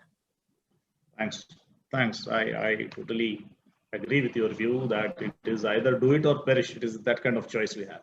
Yes. So thank you for sharing this. Now I have one question for Martin. Martin, if you are there. I'm definitely here, yes. It was a pleasure speaking with you earlier, and the kind of, I love your background on the back, a lot of graph and charts. I'll ask you about that in detail. I won't tell you how long it took me to get it there, but yeah. So just wish to know that from your point of view, what are the 3 important basic actions a manufacturing company should take in order to jump on a digital transformation bandwagon? What are your views? Well, this is going to be a long answer, so I'll give a shorter version of it, because I think Phil from Infor addressed the same questions earlier on. Yes. And I absolutely agree with what he said. It's about people, it's about the journey, and it's what you have as regards the end in mind. I mean, this is I think a phrase that a lot of companies use these days: start as you mean to finish. And I mean, clearly the adoption of technology in the Middle East has been, I'm going to use the word painfully slow, for sure. Now, I'm just going to make a comparison here. I mean, I'm based in Europe and the Middle East, so I jump between the 2 continents. Clearly, I'm a Brit from the UK, and I'm in the UK right now. But if I go into a factory in Europe, and I'm not sure who it was, Mr. Naif maybe mentioned it earlier, that in Europe, you may have 50 people in a factory, but maybe in the UAE, you'll have 250 people doing the same job. So, I mean, by adopting new technologies, of course, as an employer, you want to make sure that your people are happy. That happy people work better, they work harder, and they perform much better. But technology, by the very nature of it, it will reduce the amount of people in a factory. I'm talking to a company in DIP right now, and they have something like 220 people on the factory floor. And after the research done by the business and with their consultants' help, not from me or from us, but from a consultant's help, they can reduce their workforce by 50%. That's 50% people who will become possibly unemployed as a result, or perhaps move to other departments within the business. So new technology clearly would make a huge difference, no matter who the vendor is, whether it's Lighthouse or anybody else. You know, manufacturing technologies will give the companies the advancements. But I would like to say one thing, and I'll be discussing this in my talk tomorrow morning, is that the adoption or the resistance to invest into technology has been slow, as I mentioned a few moments ago. And you know, the amount of times I've been traveling to the Middle East over the past 7 years, I'm still talking to the same companies that I was 6 or 7 years ago, talking about the same things. And it's the same journey, and it gets so far, like all the gentlemen who are speaking on the panels and holding the speaking slots, the challenge is the same. They get to the point where they know it's needed, but then getting the investment perhaps from the executive board has been quite tricky, to say the least. So I think it's the education of not only the executives, you've got to bring the people on board, they've got to embrace it. There's got to be a gradual step-by-step approach to it, but it has to be taken on board by the executives to understand what it will deliver to the balance sheet, because they've also got the shareholders to consider. Honestly, I could talk a lot about this, but I don't want to push it too far. But clearly, the adoption has been slow, and it really needs to happen, because as far as I'm aware, there is a Vision 2030. And Vision 2030 is, whether you like it or not, it's coming. And I recently attended a summit, I think maybe 2 years ago, where an esteemed gentleman from the Dubai government stood up on stage in front of the podium. He said, whether you like it or not, this is coming. Yeah. Actually, it was 3 years ago. 3 years on, I see the speed as being as slow as it was before. And honestly, whether it's Lighthouse or anybody else, honestly, please, I encourage everyone to start looking at this now. Thank you, Mark. This is really insightful. I have one question for Salman. If you are there. Yeah, I'm here. Yeah, this is basically a question resonating what Martin just said, and you know, on the similar lines, that if digitization helps eliminate manpower, why again digitization is used for health and safety of the human workforce? Yeah. So is that the question you want to ask? Oh, sorry, Salman. Sorry, that I thought that was addressed to me. Yeah, that was for Salman. Yes, that was for Okay. Salman. Yeah. So we have to differentiate where we have requirement of a human touch, and when it is manufacturing. So the earlier response I gave you, where we want to continue to have a human touch. Okay, then you should not have automation. You should not be talking to Alexa, Siri, or Eva. But when you are in manufacturing, so we deal with a lot of high-risk items like hot metal, which is at 900 degrees, or high temperature, or high voltage. It's absolutely brainless even to discuss about it. You have to automate it. You have to remove people from harm's way. Okay, so here automation is extremely important. So where EGA shines is in automation in the manufacturing side, not where people-to-people contacts are required. Do you really want to put a virtual assistant in your HR? Some people might say there already is one, but so that's why you have to automate, not just for the sake of automation, but where it is required. So for example, just to give you few examples from EGA, we are already working on a smelter of the future, and we are leading this. And we've already made over $100 million investment in automating processes in the manufacturing part of it. You would have heard very recently that we are now the first organization on the planet that is making aluminum out of solar energy. Yes, yes. Yeah, and our first customers were BMW. And this was not just published by me, because I want to make it look good. It was published by all over the BMW. news. Yes. So we have to automate where it needs to be automated. I will very quickly give one example because other people need to talk as well. My daughters were studying in Canada, and I was visiting them, and they were very proudly telling me that, Baba, you know, here in Canada, they have increased the minimum wages to $14. So $14 per hour for everyone. You know what's the next thing happen? Higher amount of automation, because now it was no longer viable for companies to continue at $14.